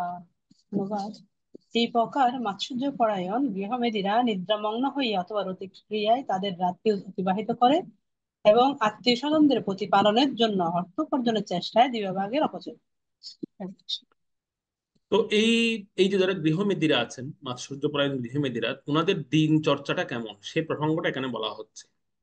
ওনাদের রাত্রি বেলাটা যায় হয়তো ঘুমে অথবা রতিক্রিয়ায়, উপভোগে। আর দিনটা ওনারা প্রতিপালন করেন স্বজন আত্মীয় স্বজনদের প্রতিপালনের জন্য অর্থ উপার্জন করে। এভাবে ওনারা দিনটা অপচয় করেন, আর রাত রাত এবং দিনকে এভাবে ওনারা অপচয় করেন। এটা কি মানব সভ্যতা? প্রভুপাদ তাৎপর্যে খুব সুন্দর করে লিখেছেন যে আসলে এটা মানব সভ্যতা নয়। এই যে রাত্রিটাকে এভাবে অতিবাহিত করা এবং দিনকে এভাবে, দিনের সময়টাকে এভাবে অতিবাহিত করা, এটা কিন্তু প্রকৃত মানব সভ্যতা নয়। মানব সভ্যতা এই সমস্ত কিছুর ঊর্ধ্বে। আমরা যদি আমাদের অর্ধেক আয়ু ঘুম এবং এই যে রতিক্রিয়ায় নষ্ট করে ফেলি, তাহলে এটা তো প্রকৃত মানব সভ্যতা নয়। যারা কর্মী যারা কর্মী আছেন তারাই কেবল এভাবে তাদের সময়টাকে নষ্ট করেন বা এইসব বিষয়ে মগ্ন থাকেন, যারা কর্মী। জ্ঞানী, যোগী, তারপর যে প্রভুপাদ উল্লেখ করেছেন যারা জ্ঞানী, যোগী এবং ভক্ত, ওনারা কখনো ওনাদের আহ, ওনারা কখনো এভাবে ওনাদের দিনটাকে নষ্ট করেন না। কঠোরভাবে নিষেধ করা হয়েছে ওনাদেরকে এই সমস্ত বিষয় না করার জন্য। যেমন কর্মীরা তিনটা কর্মকে খুব বেশি প্রাধান্য দেয়। সে তিনটা কর্ম কি? সেটা প্রথমটা হচ্ছে ভোগ বা নিদ্রা, নিদ্রা। দ্বিতীয়টা হচ্ছে অর্থ সঞ্চয়, আর তৃতীয়টা হচ্ছে কাম। প্রথমটা হচ্ছে ভোগ, সেখানে নিদ্রাও আছে বা ঘুম। আর এরপর হচ্ছে অর্থ সঞ্চয় এবং তৃতীয়টা হচ্ছে কাম। এই তিনটা জিনিসকে বেসিক করে ওনারা, এই কর্মীরা তাদের জীবনটাকে অতিবাহিত করে। যেমন কাম এবং ক্রোধকে শাস্ত্রে খুব নিন্দা করা হয়েছে। ভগবদ্গীতা বলা হয়েছে না, কাম এসো ক্রোধ এসো রজগুণ সমুদ্ভব। রজগুণ থেকেই কিন্তু উৎপন্ন হয় কাম এবং ক্রোধ। আর রজগুণ থেকে যার জন্ম, এই এই এই এই জিনিসটা কিরকম মহা আসন। এটি হচ্ছে মহাসন। মহাসন মানে হচ্ছে আসন। এই অসন শব্দের অর্থ হচ্ছে খিদা। এই কাম এবং ক্রোধের খিদা এত প্রবল, এই খিদা সহজে নিবৃত হয় না। এই খিদা কখনো নিবৃত করা যায় না। কাম এবং ক্রোধের খিদা কখনো নিবৃত করা যায় না। এই জন্য ভগবত গীতাকেই এই দুটো জিনিসকে মহাসন বলা হয়েছে। মহাসন, মহাসন মানে এর খিদা কোনোদিনও নিবৃত্ত হবে না। যতই আপনি দিন, যতই আপনি পরিতৃপ্ত করাতে চান, সে কখনো পরিতৃপ্ত হবে না। সেজন্য এটি হচ্ছে মহাসন। এবং মহাপাপমা, একজন ব্যক্তিকে, সে খুব অল্প সময়ের মধ্যে এই দুটো জিনিস ক্রোধ এবং কাম, খুব অল্প সময়ের মধ্যে একজন ব্যক্তিকে মহাদুষ্টে রূপান্তরিত করে দিতে পারে। সে যত বড় মহাত্মা ব্যক্তি হোক না কেন, সে মহাপাপ আত্মায় রূপান্তরিত হয়। এই দুটো জিনিস, একটা হচ্ছে কাম, একটা ক্রোধ, ভগবদ্গীতা ভগবান স্বয়ং বলছেন। আর সর্বশেষ ভগবান বলছেন মহাসন মহাপাপাত্মা ইহ বৈরিণম। ইহ বৈরিণম মানে হচ্ছে এই সংসারে যদি কোনো শত্রু থাকে, কারো প্রধান শত্রু থাকে, তাহলে তার প্রধান শত্রু হচ্ছে কাম এবং ক্রোধ। ভগবান বলছেন ভগবত গীতায় ইহ বৈরিণম। ইহ মানে এই এই জগতে সবচেয়ে বড় শত্রু হচ্ছে এই দুটি। তো যারা কর্মী তারা কিন্তু এই জিনিসটা বুঝতে পারে না। তারা এই দুটো জিনিসকে কেন্দ্র করে তাদের জীবনটাকে অতিবাহিত করেন। কিন্তু একজন ভক্ত তিনি কখনো এই এই জিনিসটাকে অতিবাহিত, এইভাবে ওনার জীবনকে অতিবাহিত করেন না। সর্বপ্রথমে কামটাকে তিনি নষ্ট করেন এবং ক্রোধকে নষ্ট করেন। তো সর্বপ্রথমে কামকে নষ্ট করতে হবে, তারপর হচ্ছে ক্রোধ। কিভাবে? এই দুটোই কিন্তু বাপ বেটার মতো একসঙ্গে থাকে। তো কিন্তু এই দুটো জিনিস সহজে নষ্ট হয় না, কিন্তু তাদেরকে নষ্ট করতে হবে।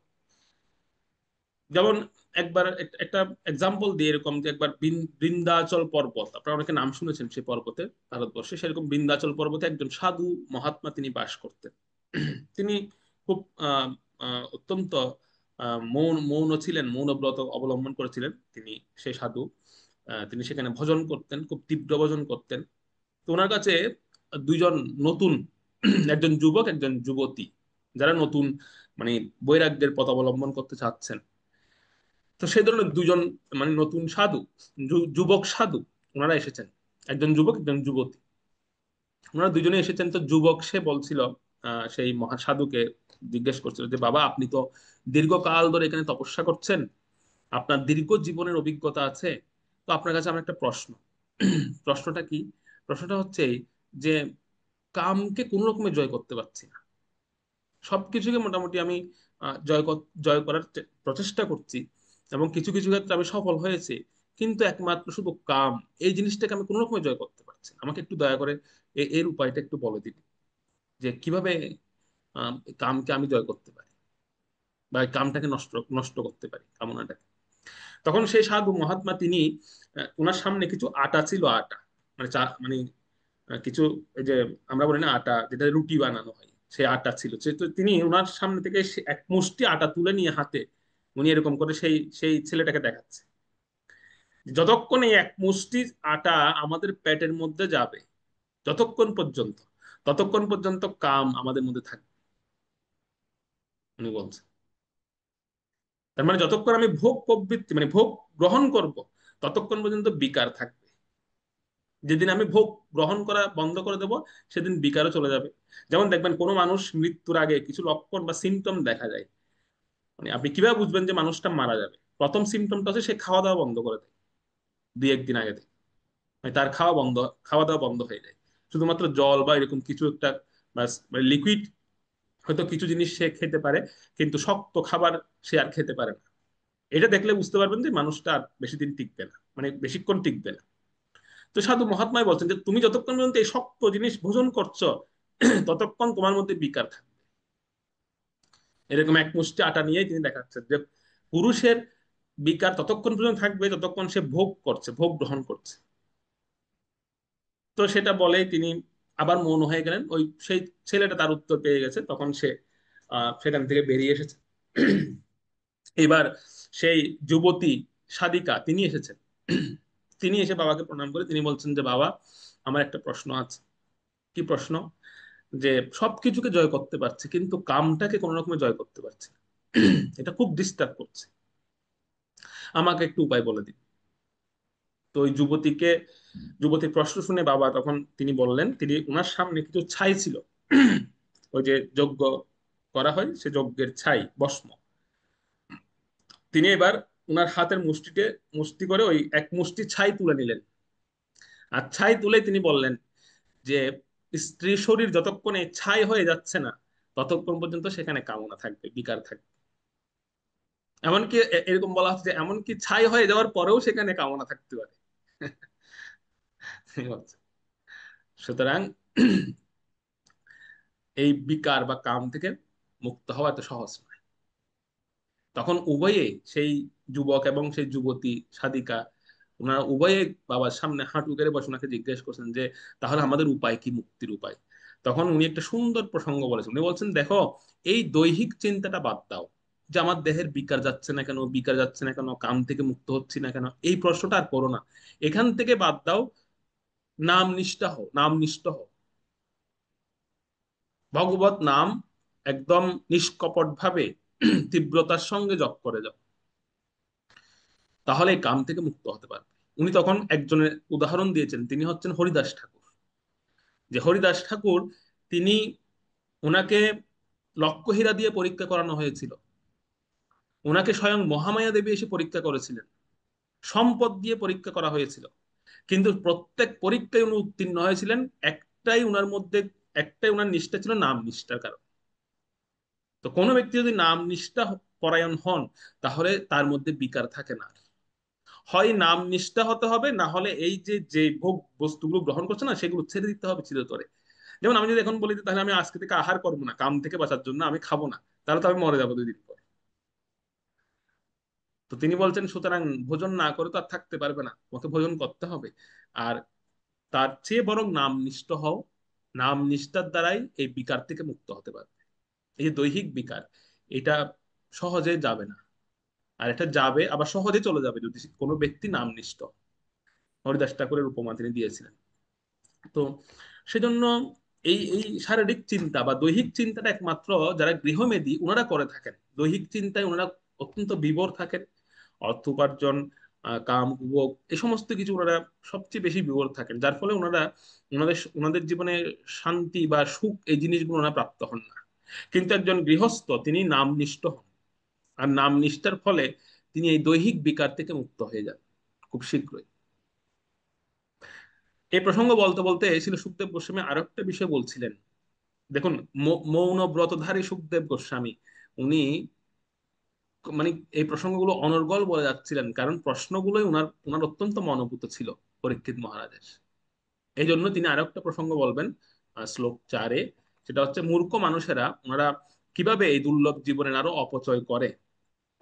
আহ সেই সেই প্রসঙ্গে উনি একটা বিষয় বলবেন, খুব কঠোর ভাবে বলবেন সেই বিষয়টা, যে কিভাবে তারা আরো এই এই দুর্লভ জীবনের অপচয় করেন। 4 নম্বর শ্লোকে আমরা যাই, 4 নম্বর শ্লোকটা পড়ি।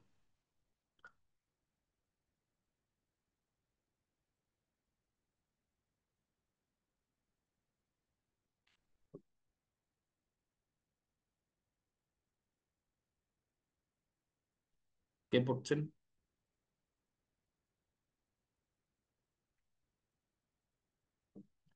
গোপীনাথ প্রভু, আনমিউট করতে হবে। হরে কৃষ্ণ প্রভু, শোনা যাচ্ছে? হ্যাঁ। শ্রীমৎ ভাগবতম দ্বিতীয় স্কন্ধ প্রথম অধ্যায় শ্লোক নং 4। দেহ অপত্য কলত্রয়াদিষু আত্মসৈন্যসু অৎসৎসু অপি তেষাং প্রমত্ত নিধনম পশ্যন অপি ন পশ্যতি। অনুবাদ: আত্মতত্ত্ব জ্ঞান রহিত ব্যক্তিরা দেহ, পুত্র, পত্নী আদি অনিত্য সৈন্যদের প্রতি অত্যন্ত আসক্ত হয়ে জীবনের প্রকৃত সমস্যাগুলি সমাধানের কোনো চেষ্টা করে না। এই সমস্ত বিষয়ের অনিত্যতা সম্বন্ধে যথেষ্ট অভিজ্ঞতা সত্ত্বেও তারা তাদের অবিসম্ভাবী বিনাশ দর্শন করে না। হরে কৃষ্ণ, প্রণাম। কথাগুলো অনেক অনেক কঠিন কঠিন বা কঠোর কথা, কিন্তু সবাই তো আর মানে হয়তো আমি এখানে আমি বলছি, আমি একটু চিন্তা করে করে বলি যে আপনারা কষ্ট পাচ্ছেন কিনা বা আপনাদের কোনো খারাপ লাগছে কিনা।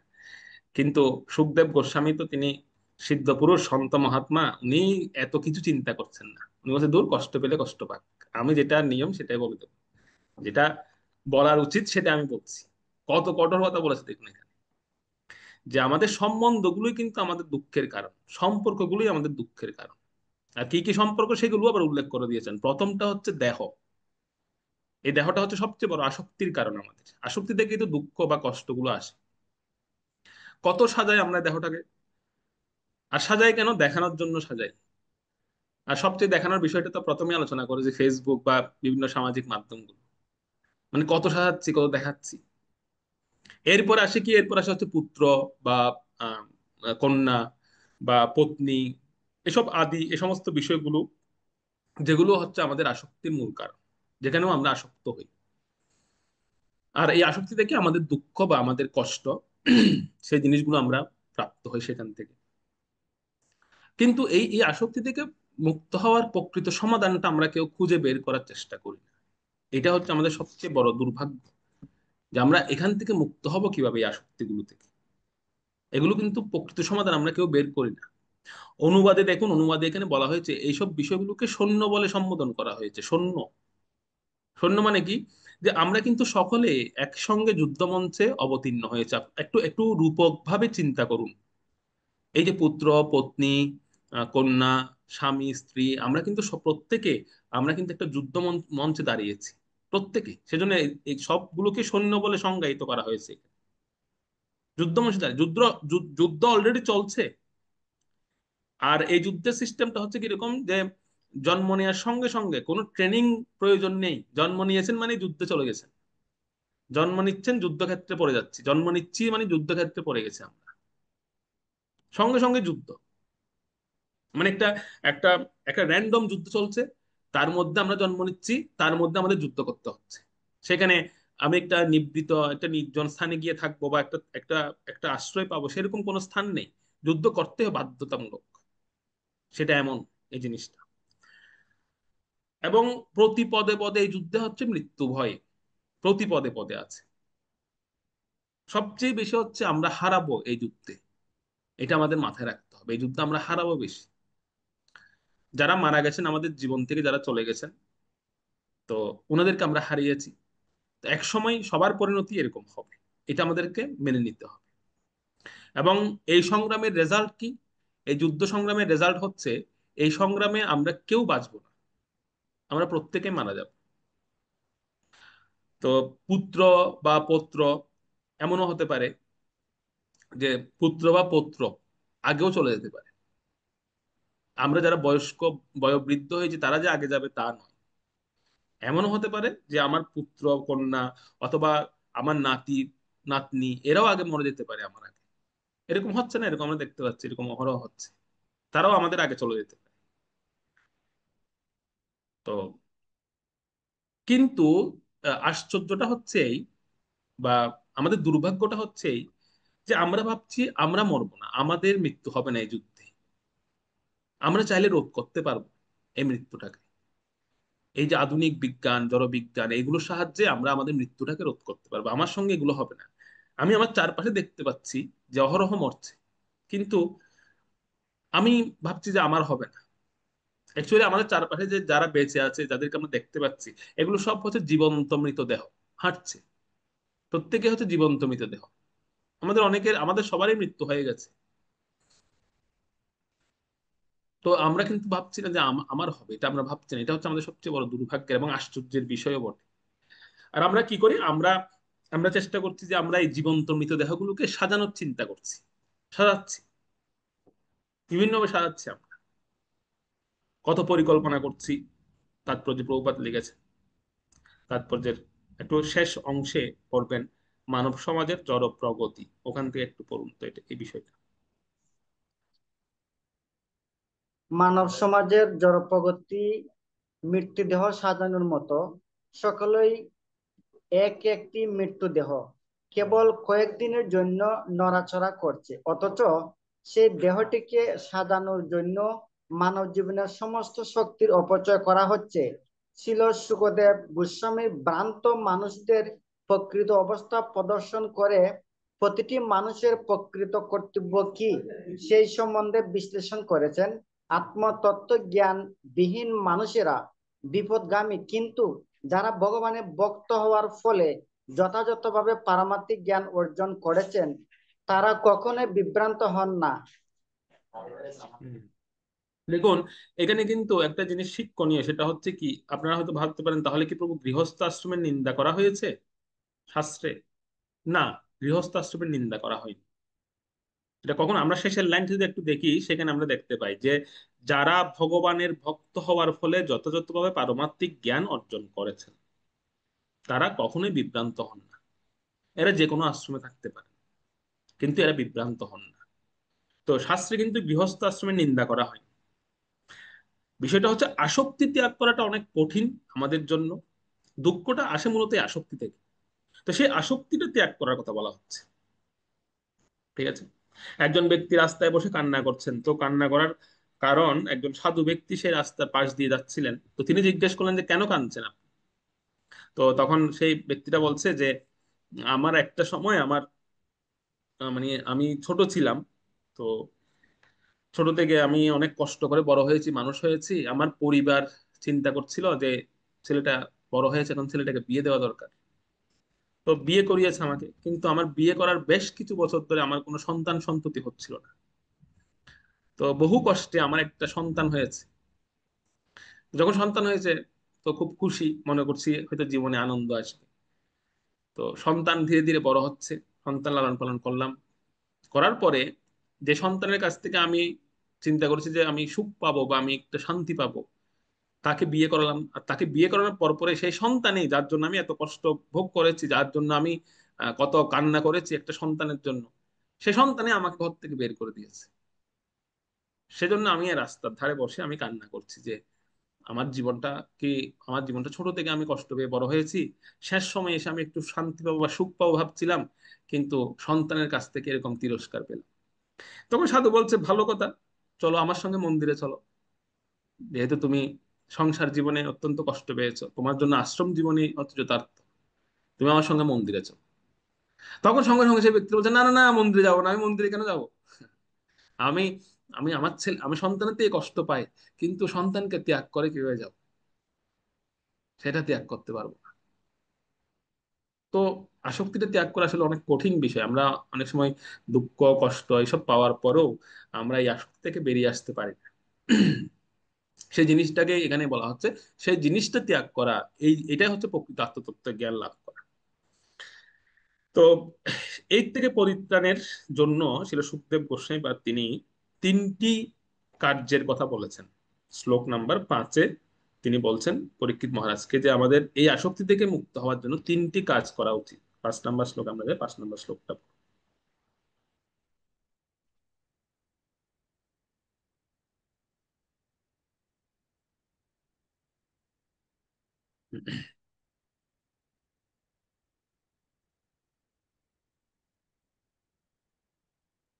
করুন।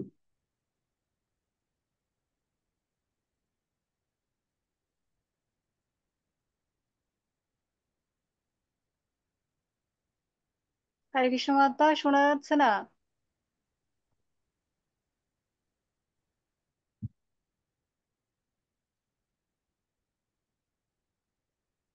ওকে, একজন করুন, যাতে শোনা যাচ্ছে, বলুন। হরে কৃষ্ণ। শ্লোক নম্বর 5। তস্মাদ্ ভারত সর্বাত্মা ভগবানেশ্বরো হরে, শ্রোতব্য কীর্তিতব্যশ্চ স্মর্তব্যশ্চ তবায়ম। অনুবাদ: হে ভারত, সমস্ত দুঃখ দুর্দশা থেকে যে মুক্ত হওয়ার বাসনা করে তাকে অবশ্যই পরমাত্মা, পরম নিয়ন্তা এবং সমস্ত দুঃখ হরণকারী পরমেশ্বর ভগবানের কথা শ্রবণ, কীর্তন এবং স্মরণ করতে হবে। তো সেই তিনটি কার্য হচ্ছে শ্রবণ, কীর্তন ও স্মরণ। এই থেকে আসক্তি থেকে পরিত্রাণের উপায়, আসক্তি থেকে মুক্তির উপায় হচ্ছে শ্রবণ, কীর্তন এবং স্মরণ করা। কার বিষয়ে শ্রবণ করা উচিত? আমাদের পরমেশ্বর ভগবানের সম্পর্কে শ্রবণ করা উচিত। তাহলে আমরা সমস্ত দুঃখ বা সমস্ত আসক্তি থেকে আমরা মুক্ত হতে পারবো। সমস্ত দুঃখ হরণকারী পরমেশ্বর ভগবানের কথা শ্রবণ, কীর্তন, স্মরণ করা উচিত। এর ফলে লাভ কি হবে? এর ফলে লাভ হচ্ছে, প্রথম লাভটা, সৎ ও অসৎ কর্ম বাসনা থেকে আমরা মুক্ত হতে পারব। সৎ এবং অসৎ কর্ম বাসনা থেকে আমরা মুক্ত হয়ে যেতে পারব। এটা হচ্ছে প্রথম। সে তখন, সে ব্যক্তির কর্মটাই হবে তখন ভগবত কেন্দ্রিক, ভগবানকে কেন্দ্র করে সেই ব্যক্তির কর্মটা হবে, একমাত্র ভগবানকে উদ্দেশ্য করে তার কর্মটা হবে, কোনো অন্য উদ্দেশ্য করে সে কর্ম করবে না। অর্থাৎ সৎ অসৎ কর্ম বাসনা থেকে তিনি মুক্ত হয়ে যাবেন। এখানে 3 প্রকার ভক্তির নির্দেশও দেওয়া হয়েছে। 3 প্রকার ভক্তির নির্দেশ মানে কিরকম, যে আমরা যে ভক্তি অনুশীলন করি এর পিছনে কিন্তু 3 ধরনের হেতু থাকে অনেক সময়। যেমন কিরকম, যে ভগবানকে আমরা 3 ভাবে ভক্তিতে ভজনা করি। প্রথমটা হচ্ছে মুক্তির বাসনাযুক্ত ভক্তি। মানে কেউ কেউ ভগবানকে ভক্তি অনুশীলন করেন কিভাবে, যে ওনারা হচ্ছে মুক্তির বাসনা নিয়ে, মুক্তির বাসনা নিয়ে ওনারা ভজনা করেন ভগবানের। আমরা যেন মুক্ত হতে পারি, পরমাত্মা সম্পর্কে ওনারা শ্রবণ করেন সেই মুক্তির বাসনা নিয়ে মুক্ত হওয়ার জন্য। দ্বিতীয় ক্যাটাগরিটা হচ্ছে কিরকম, এটা হচ্ছে রাগানুগা ভক্তির মতন একটা। রাগানুগা ভক্তি হচ্ছে যে যিনি ভক্তিতে স্থির হতে অভিলাষী, অভিলাষ করেন, ওনার উচিত হবে তখন নন্দনন্দন ভগবানের কথা শ্রবণ করা। এটাকে আমরা রাগানুগা ভক্তি বলি। অর্থাৎ উনি তখন নন্দনন্দন ভগবানের প্রতি উনি অনুরক্ত হন এবং তিনি উনার সেবায় নিয়োজিত হন, উনার কথা শ্রবণ করেন তিনি।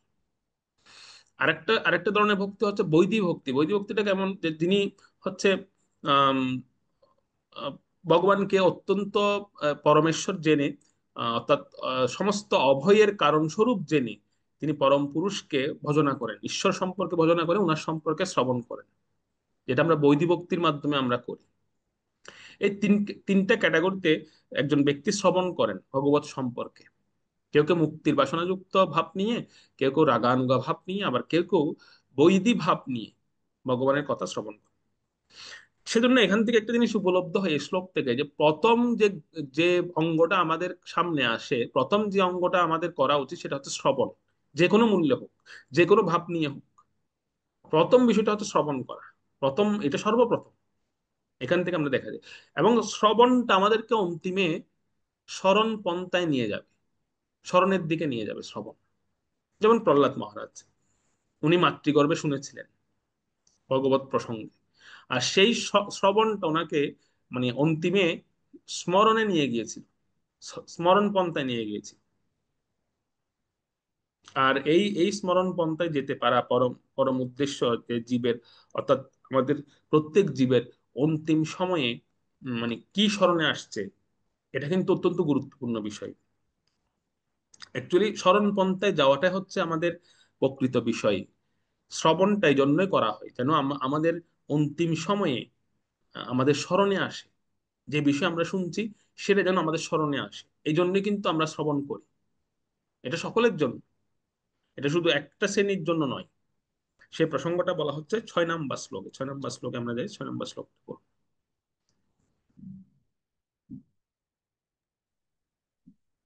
হরে কৃষ্ণ। শ্রীমদ্ ভাগবতম দ্বিতীয় স্কন্ধ প্রথম অধ্যায় শ্লোক নং 7। एतावन् साङ्ख्ययोगाभ्यां स्वधर्मपरिनिष्ठया जन्मलाभपरपुंसाम् अन्ते নারায়ণ স্মৃতিঃ। অনুবাদ: জড় এবং চেতন সম্বন্ধীয় যথাযথ জ্ঞান লাভের পন্থা বা সাংখ্য জ্ঞান, যোগ অনুশীলন এবং যথাযথভাবে বর্ণাশ্রম অনুশীলন, এই সবকটি পন্থারই পরম উদ্দেশ্য হচ্ছে অন্তিম সময়ে পরমেশ্বর ভগবানকে স্মরণ করা। তো একটা একটা বাংলাতে একটা কথা আছে না, যে সাধন করো ভজন করো মরতে জানলে হয়। এরকম আমরা একটা একটা বিষয় বলি, যে আমরা সাধন করি আর ভজনেই করি। মূল বিষয়টা হচ্ছে মরার সময় চিন্তাটা কি আসছে, বা মৃত্যুকালে আমাদের মনোভাবটা কি হচ্ছে, অন্তিম সময়ে ভগবত স্মৃতি। এটার জন্যই এত কিছু পন্থা, এই বর্ণাশ্রম পন্থায় বলি বা শ্রবণ প্রণালী বলি, যা কিছুই বলি, বৈদিক ভক্তি বলি, রাগানুগা ভক্তি বলি, সবকিছু মূলত সবকিছুর মূল নির্যাসটা হচ্ছে অন্তিম সময়ে ভগবানকে স্মরণ করতে পারা। এটার জন্য সবকিছু। অন্তে নারায়ণ স্মৃতি, অন্তিম সময়ে নারায়ণ স্মৃতি আসে। আর এই নারায়ণ স্মৃতি আসবে কোথা থেকে? শ্রবণ থেকে আসবে একমাত্র। শ্রবণটা সেজন্য খুব গুরুত্বপূর্ণ। গজেন্দ্র মোক্ষণ লীলা যখন আপনারা আপনারা হয়তো অনেকে জানেন, গজেন্দ্র অনেক শক্তিশালী হাতি ছিল, কিন্তু সে যখন এই তার সমস্ত পরিবারবর্গদের নিয়ে যখন জল কেলি করতে সেই সরোবরে নেমেছিল, তখন এই কুমির এসে তার পা কামড়ে ধরলো। আর এই সেই সামান্য একটা কুমিরের সঙ্গে সে তখন পারছিল না, যে এত বড় গজেন্দ্র, এত বড় শক্তি সম্পন্ন, সে তখন এই ছোট্ট একটা কুমিরের সঙ্গে সে পারছিল না। সহস্র বর্ষব্যাপী যুদ্ধ করলো, এক এক করে সবাই তাকে পরিত্যাগ করলো। কিন্তু গজেন্দ্র তার অন্তিম সময়ে সেই সেই পদ্ম ফুল নিয়ে ভগবানের উদ্দেশ্যে যখন প্রার্থনা নিবেদন করছিলেন, তখন স্বাভাবিকভাবে একটা প্রশ্ন এসে যায়, একটা হাতি কিভাবে এত সুন্দর প্রার্থনা করতে পারে? সে তো একটা হস্তি, সে তো কোনো বৈদিক বিদ্যালয়ে যায়নি, সে কোনো গুরুদেবের টোলে পড়েনি, সে শিখলো কোত্থেকে এসব বিষয়? তো এটা হচ্ছে তার পূর্বজন্মের করা, তার পূর্বজন্মের কৃত সুকৃতি। মানে সে পূর্বজন্মে ইন্দ্রদুম্ন রাজা ছিলেন। ইন্দ্রদুম্ন মানে যিনি জগন্নাথ প্রতিষ্ঠা করেছেন তিনি নন, এটা আরেকজন ইন্দ্রদুম্ন রাজা। সেই ইন্দ্রদুম্ন মহারাজ ছিলেন। সেই সেই সেই সেই সেই জন্মে ভগবানের কথা অত্যন্ত গুরুত্ব সহকারে শ্রবণ করছিলেন, এবং প্রতিদিন তিনি ভগবানের উদ্দেশ্যে বিভিন্ন স্তুতি পাঠ করতেন, নির্দিষ্ট স্তুতি পাঠ করতেন সেই ইন্দ্রদুম্ন রাজা। আর সেই স্তুতিগুলো তা উনার মুখস্থ থেকে গিয়েছিল। মুখস্থ প্রতিদিন আমরা যদি পাঠ করি কোনো স্তুতি আমাদের মুখস্থ হয়ে যায়, যেরকম ওনারও সেরকম মুখস্থ হয়ে গিয়েছিল। আর সেই পরিণাম তিনি প্রাপ্ত হলেন ওনার পরবর্তী জন্মে গজেন্দ্র হয়ে যখন তিনি জন্ম নিলেন, তখন তিনি প্রাপ্ত হলেন সেই ফলশ্রুতি। অর্থাৎ তিনি তখনও ভুলতে পারেননি সেই স্তুতিগুলো, এবং স্তুতি করা শুরু করলেন ভগবানের উদ্দেশ্যে। তো অন্তে নারায়ণ স্মৃতিটা আসে কিন্তু শ্রবণ থেকে, সেজন্য শ্রবণটা খুব গুরুত্বপূর্ণ। শ্রবণ যেভাবে আমরা করব, অন্তে আমাদের স্মৃতিটাও ঠিক সেভাবে আসবে। ছিল রাধা গোবিন্দ স্বামী মহারাজ, তিনি অজামিলের প্রসঙ্গ বলতে গিয়ে তিনি একটা সুন্দর প্রসঙ্গ বলতেন এরকম, যে অজামিল কিভাবে অজামিলের বৈকুণ্ঠ প্রাপ্তি বা অজামিলের যে এরকম ভগবত ধাম প্রাপ্তিটা হয়েছিল কিভাবে। অজামিলও কিন্তু একটা সময় সে অনেক শ্রবণ কীর্তন করেছে, ব্রাহ্মণ সন্তান ছিলেন, কিন্তু পরবর্তীকালে বেশ্যার দ্বারা আসক্ত হওয়ার ফলে, বেশ্যা সঙ্গ করার ফলে সে পতিত হয়েছিল। তো তার অনেক সন্তান সন্ততিও ছিল তার, কিন্তু সর্বশেষ সন্তান যেটা হওয়ার আগে পুরো মুহূর্তে সেই কন্যাকুব্জ নামক স্থানে, সেখানে সে বাস করত। আর সেখানে কিছু সাধু সন্তগণ একবার তাদের গ্রামে অতিথি হয়ে এসেছিলেন। তো ওনারা একটা ঘর খুঁজছিলেন যে একটা ব্রাহ্মণের ঘর যদি আমরা পেতাম তাহলে আমরা সেখানে গিয়ে একটু রাত্রি যাপন করতে পারতাম বা আমরা কিছু ভোজন করতে পারতাম। তো গ্রামের কিছু ছোট ছোট বাচ্চা থাকে না যারা একটু দুষ্টু প্রকৃতির, তারা ওই অজামিলের ঘরটা দেখিয়ে দিয়েছে যে হে হে হে সাধুগণ, আপনারা ওই ওই বাসায় গিয়ে আপনারা অতিথি হয়ে যান। আসলে তারা জানতো যে অজামিল একটা পাপিষ্ট অজামিল, সে একটা বেশ্যার দ্বারা মানে বেশ্যাকে বিয়ে করেছিলেন। ওরা জেনে শুনে কিন্তু সাধুদেরকে এভাবে দেখিয়ে দিয়েছেন ওই ঘরটা, যাতে সাধুরা ওখানে গিয়ে মানে একটু কষ্ট পান। সেটা দেখে ছোট ছোট বাচ্চারা যেরকম আর কি কাউকে একটু খেপিয়ে কষ্ট পান, এরকম আর কি শান্তারা খুব আনন্দ পায়। তো সাধুরা যখন সে বাসায় গিয়েছেন, আর গিয়ে তখন অজামিল কিন্তু বাসায় ছিল না, সে বাইরে গিয়েছিল। সেই বাসায় কে ছিল, সেই বাসায় তার স্ত্রী বেশ্যা, সে বেশ্যাটা ছিল। সাধুরা যখন বাসায় গিয়ে দেখতে পেলেন যে ওনার স্ত্রী একজন বেশ্যা, তখন সাধুরা চিন্তা করছেন আমরা এই বাসায় থাকবো না, আজকে রাতে থাকবো না, আমরা এখানে থাকবো না, আমরা এখান থেকে অন্যত্র চলে যাব। যাওয়ার সময় ওনারা একটা জিনিস লক্ষ্য করলেন যে সেই বেশ্যাটি তিনি গর্ভবতী ছিলেন সেই সময়। তখন সেই সাধুগণ বলে যাচ্ছিলেন যাওয়ার সময় যে তোমার যে আসন্ন পুত্র আসবে, সে আসন্ন পুত্রের কি নাম রাখতে চাও। তো বেশ্যা তখন বলছে আমি কি নাম রাখবো, যেটা হয় একটা রেখে দেবো আর কি, কোন একটা দেখে শুনে রেখে দেবো আর কি। সাধুরা বলছিলেন না, আমরা যে নামটা বলে যাচ্ছি সেই নামটাই রেখো। তো তোমার সেই আসন্ন পুত্রের নাম রাখবে নারায়ণ। এরকম বলে সাধুরা চলে গিয়েছেন। সাধুরা চিন্তা করছিলেন যে অন্তপক্ষে এই তো একটা বেশ্যা, যাকে বিয়ে করেছে হয়তো সেও অতটা সুকৃতিবান নন বা সেরকম কোনো ব্যক্তি নন। তো আমরা যখন তাদের ঘরে এসেছি, কিছু সময়ের জন্য হলেও এসেছি, একটু তার মঙ্গল বিধান করে যাই। সে তো ভগবত নাম গ্রহণ করে না, সে তো একজন বেশ্যা, সে তার জীবন প্রণালীও সুন্দর নয়। অন্তপক্ষে যদি ছেলের নাম হলেও ডাকে তাহলে হয়তো ভগবান প্রসন্ন হবেন। তো নামটা দিয়েই ওনারা, নামটা রেখে ওনারা চলে, তখন কিন্তু নারায়ণের জন্ম হয়নি। পরবর্তীতে ছোট ছেলে জন্ম নিল আর নারায়ণ নাম রাখা হলো সাধুদের কথা অনুসারে। আর অজামিল এই ছোট ছেলের প্রতি অত্যন্ত আসক্ত ছিলেন, মানে খুব আসক্ত হয়ে পড়েছিলেন। খেতে গেলেও নারায়ণকে ডাকতো, ঘুমাতে গেলেও নারায়ণকে ডাকতো, স্নান করতে গেলেও নারায়ণকে ডাকতো। সবসময় সে নারায়ণ নারায়ণ নারায়ণ এরকম করতে থাকতো, বেশি আসক্ত ছিল ছোট ছেলেটার প্রতি। সবচেয়ে ছোট ছেলে তো সেজন্য খুব আসক্ত ছিল। তো এই যে অজামিল ডাকতো তার ছেলেকে, কিন্তু বৈকুণ্ঠে ভগবান তো তিনি নিদ্রায় আছেন, লক্ষ্মী দেবী ওনার পদসেবা করছেন। তো সেখানে ভগবান তিনি স্বয়ং নিজেই লক্ষ্মী দেবীকে বলছেন যে দেখো, আমি কিন্তু অজামিলকে কিন্তু রক্ষা করব, তুমি কিছু বলতে পারবে না। তো লক্ষ্মী দেবী বলছে কেন, অজামিল এত বড় পাপিষ্ট, সে ব্রাহ্মণত্ব ত্যাগ করে সে একটা বেশ্যাকে গ্রহণ করেছে। তো তখন ভগবান বলছে আমি, আমাকে যেভাবে ডাকে সর্বক্ষণ সে, আমি তার প্রতি আসক্ত হয়ে যাই, তাকে কিন্তু মুক্ত করার ভার আমি নিয়ে নিই। আমার যে একবার নাম নেই, আমি তার সামনে আমি সংকল্প করি যে আমি তাকে রক্ষা করব, যে আমার একবার নাম গ্রহণ করে। আর দেখো অজামিল কতবার আমার নাম নিচ্ছে, হাঁটতে বসতে শুতে খেতে, সব সময় সে নারায়ণ নারায়ণ নারায়ণ করছে। তো আমি কিন্তু তাকে রক্ষা করব কিন্তু, দেখবে। তো লক্ষ্মীদেবী অতটা গুরুত্ব দেয়নি কথাটাকে, যে ভগবান বলছে হয়তো। তো কিন্তু আমরা দেখতে পাই যে হ্যাঁ, সত্যি সত্যি ভগবান অজামিলকে শেষ সময় অন্তিম সময়ে রক্ষা করেছিলেন। তো এই এই প্রসঙ্গটার কথা ছিল বিশ্বনাথ চক্রবর্তী ঠাকুর তিনি উল্লেখ করছিলেন উনার উনার টিকাতে। উনি বলছিলেন অজামিল আর যাই করুক, যত পাপ করুক, কিন্তু সে নাম অপরাধ করে। এটা হচ্ছে অজামিলের সবচেয়ে বড় গুণ, সে কোনোদিন নাম অপরাধ করেনি। আমরা তো হরিনাম করি, সঙ্গে সঙ্গে নাম অপরাধও করি, কিন্তু অজামিল এটা করেনি। অজামিল একদম, সে তার ছেলেকে ডাকুক বা যাকেই ডাকুক, সে নিষ্কপট ভাবে ডেকেছে, অপরাধ শূন্য হয়ে ডেকেছে। এই কারণেই অজামিলকে অন্তে ভগবান এই নারায়ণ নাম ডাকার জন্য স্মৃতিতে জাগরণ করে দিয়েছেন, তার স্মৃতিতে তার ছেলেকে ডাকুক বা যাকেই ডাকুক, সে ছেলেকে ডেকেছিল যদিও, কিন্তু সেই স্মৃতিটা এনে দেওয়া। যেমন আমরা বিপদে পড়লে সাধারণত আমরা যদি একটা হোঁচট খাই, আমরা কি বলি? ওমা করে উঠি। বা আমরা যদি একটু আঘাত পাই, আমরা সঙ্গে সঙ্গে ওমা, ও বাবা, এগুলো বলি আমরা। এখনো পর্যন্ত আমাদের মুখ দিয়ে এগুলো বের হয়, কিন্তু অন্য কিছু বের হয় না। কিন্তু এই অজামিলের এমন অবস্থা হয়ে গেছে, যেহেতু আমরা নাম অপরাধ অপরাধ যুক্ত আমরা নাম করি, সেজন্য আমাদের এসব বের হয়। কিন্তু অজামিল যেহেতু অপরাধ শূন্য হয়ে নাম করেছিল, মানে সে নাম অপরাধ করেনি, যার ফলে অজামিল যদি কোনো কোনো জায়গায় যদি অজামিল কোনো হোঁচট খেয়েছিল, তখন কিন্তু সে নারায়ণ বলে চিৎকার করে উঠতো, ছোট ছেলেকে ডাকতো। যার ফলে আহ, এই অজামিলের অন্তিম সময়ে তার অন্তে নারায়ণ স্মৃতি, এই স্মৃতিটা ভগবান তাকে দিয়েছিলেন তখন, যেহেতু সে অপরাধ করেন। একবার প্রাতঃভ্রমণের সময় ছিল, প্রভুপাদকে ওনার একজন শিষ্য জিজ্ঞেস করছিলেন যে, প্রভুপাদ, আমরা এত পাপ করেছি, আমাদের কি অন্তে নারায়ণ স্মৃতি আসবে, হবে? আমরা কি মুক্ত হতে পারবো?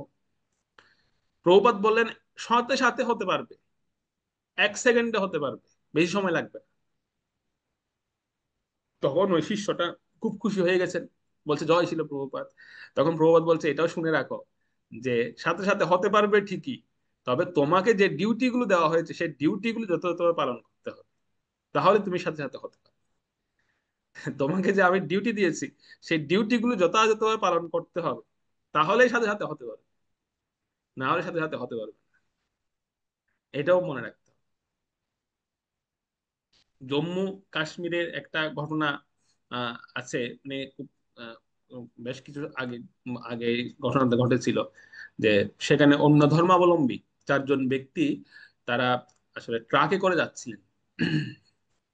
মানে আমি এই প্রসঙ্গে এই বিষয়টা বলছি এই কারণে, যে অন্তে নারায়ণ স্মৃতিটা এটা যে কোনো ভাবে আসতে পারে, যে কোনো ভাবে আমাদের স্বীকৃতিটা হতে পারে।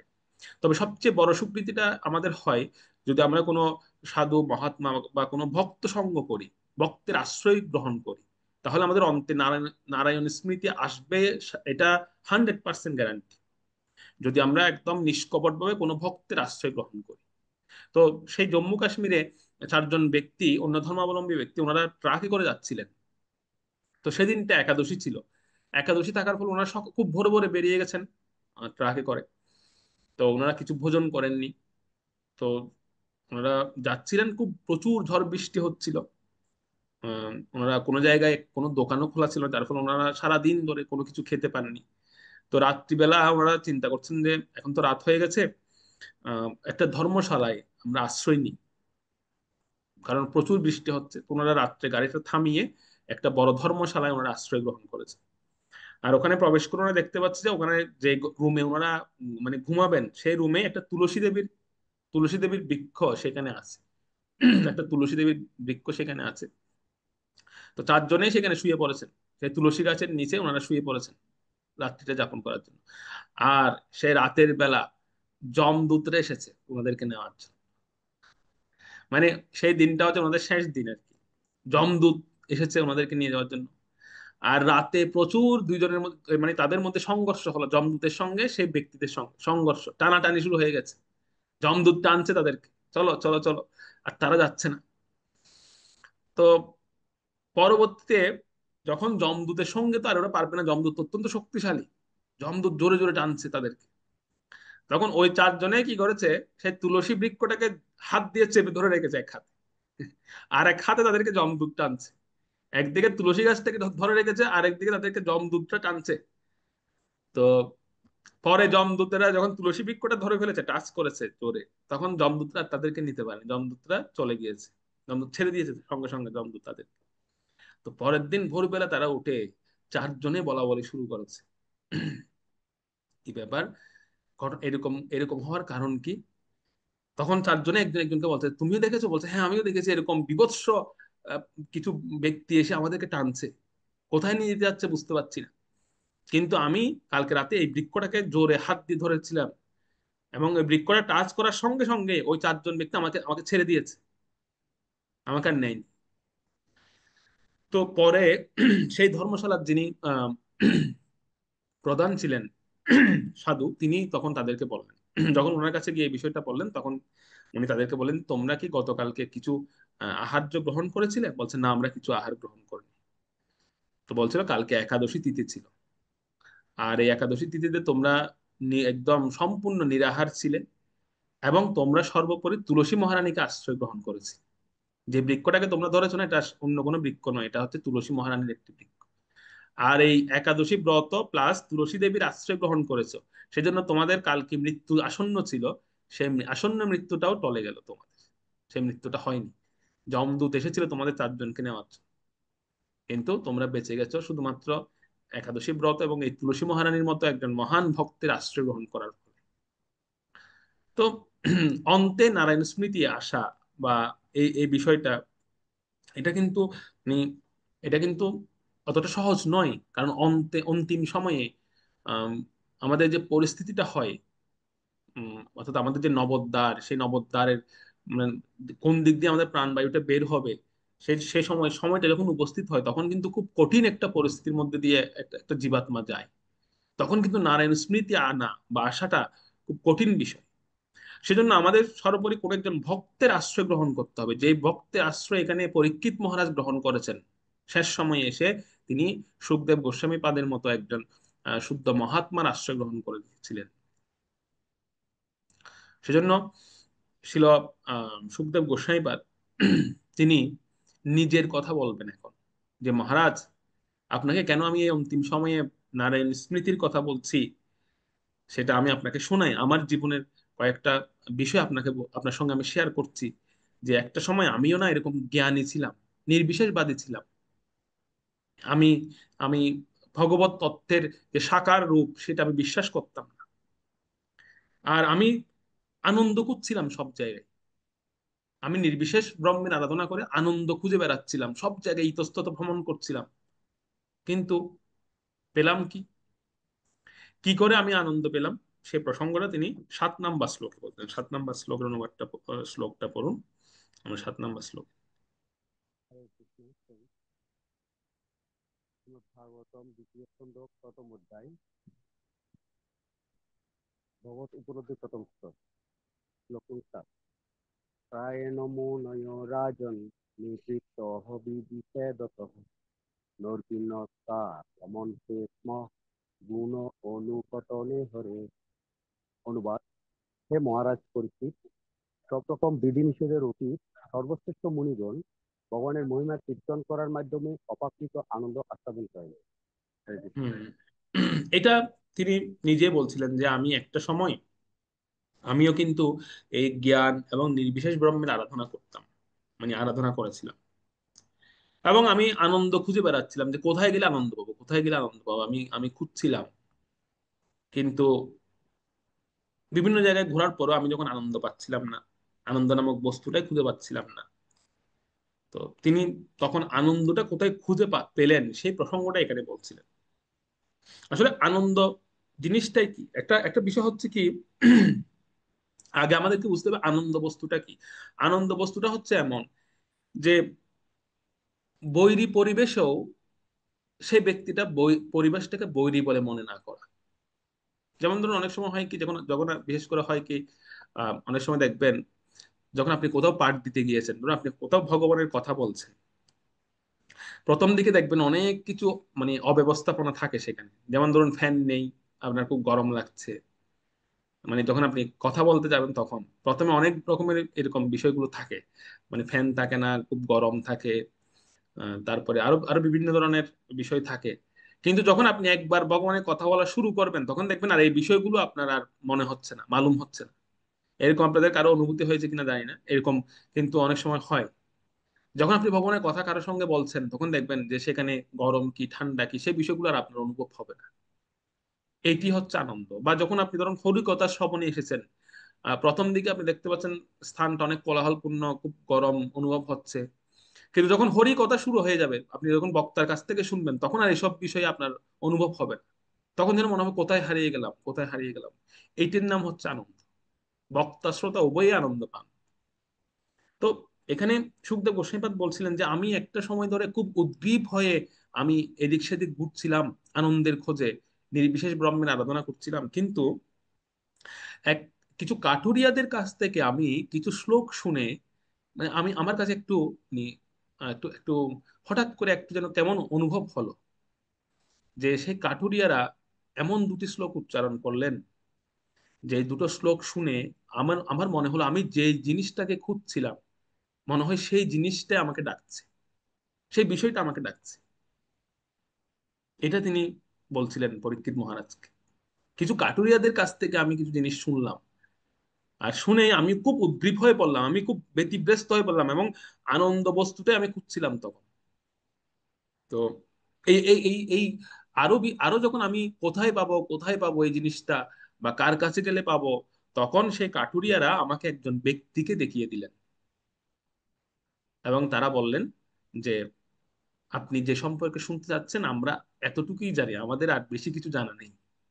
তো আপনি যদি এর থেকে বেশি কিছু জানতে চান, তাহলে ওই ওই যে একজন বৃদ্ধ ব্যক্তি দেখতে পাচ্ছেন না, ওই আশ্রমে বসে আছে, সেই বৃদ্ধ ব্যক্তিটার কাছে যান। তাহলে ওনার কাছে গেলে আপনি আরো বিস্তারিত ভাবে জানতে পারবেন, আপনি যে আনন্দ খোঁজ করছেন না সেই আনন্দটা পাবেন ওনার কাছে গেলে। তখন সুখদেব গোস্বামীপাদ বলেন, ও তাই নাকি, সে বৃদ্ধ ব্যক্তির কাছে গেলে আনন্দ পাবো, ঠিক আছে। দৌড় দিয়ে চলে গেলেন সেখানে, আর গিয়েই ওনার সম্মুখে বসে উনি সম্পূর্ণরূপে ভাগবত শ্রবণ করলেন।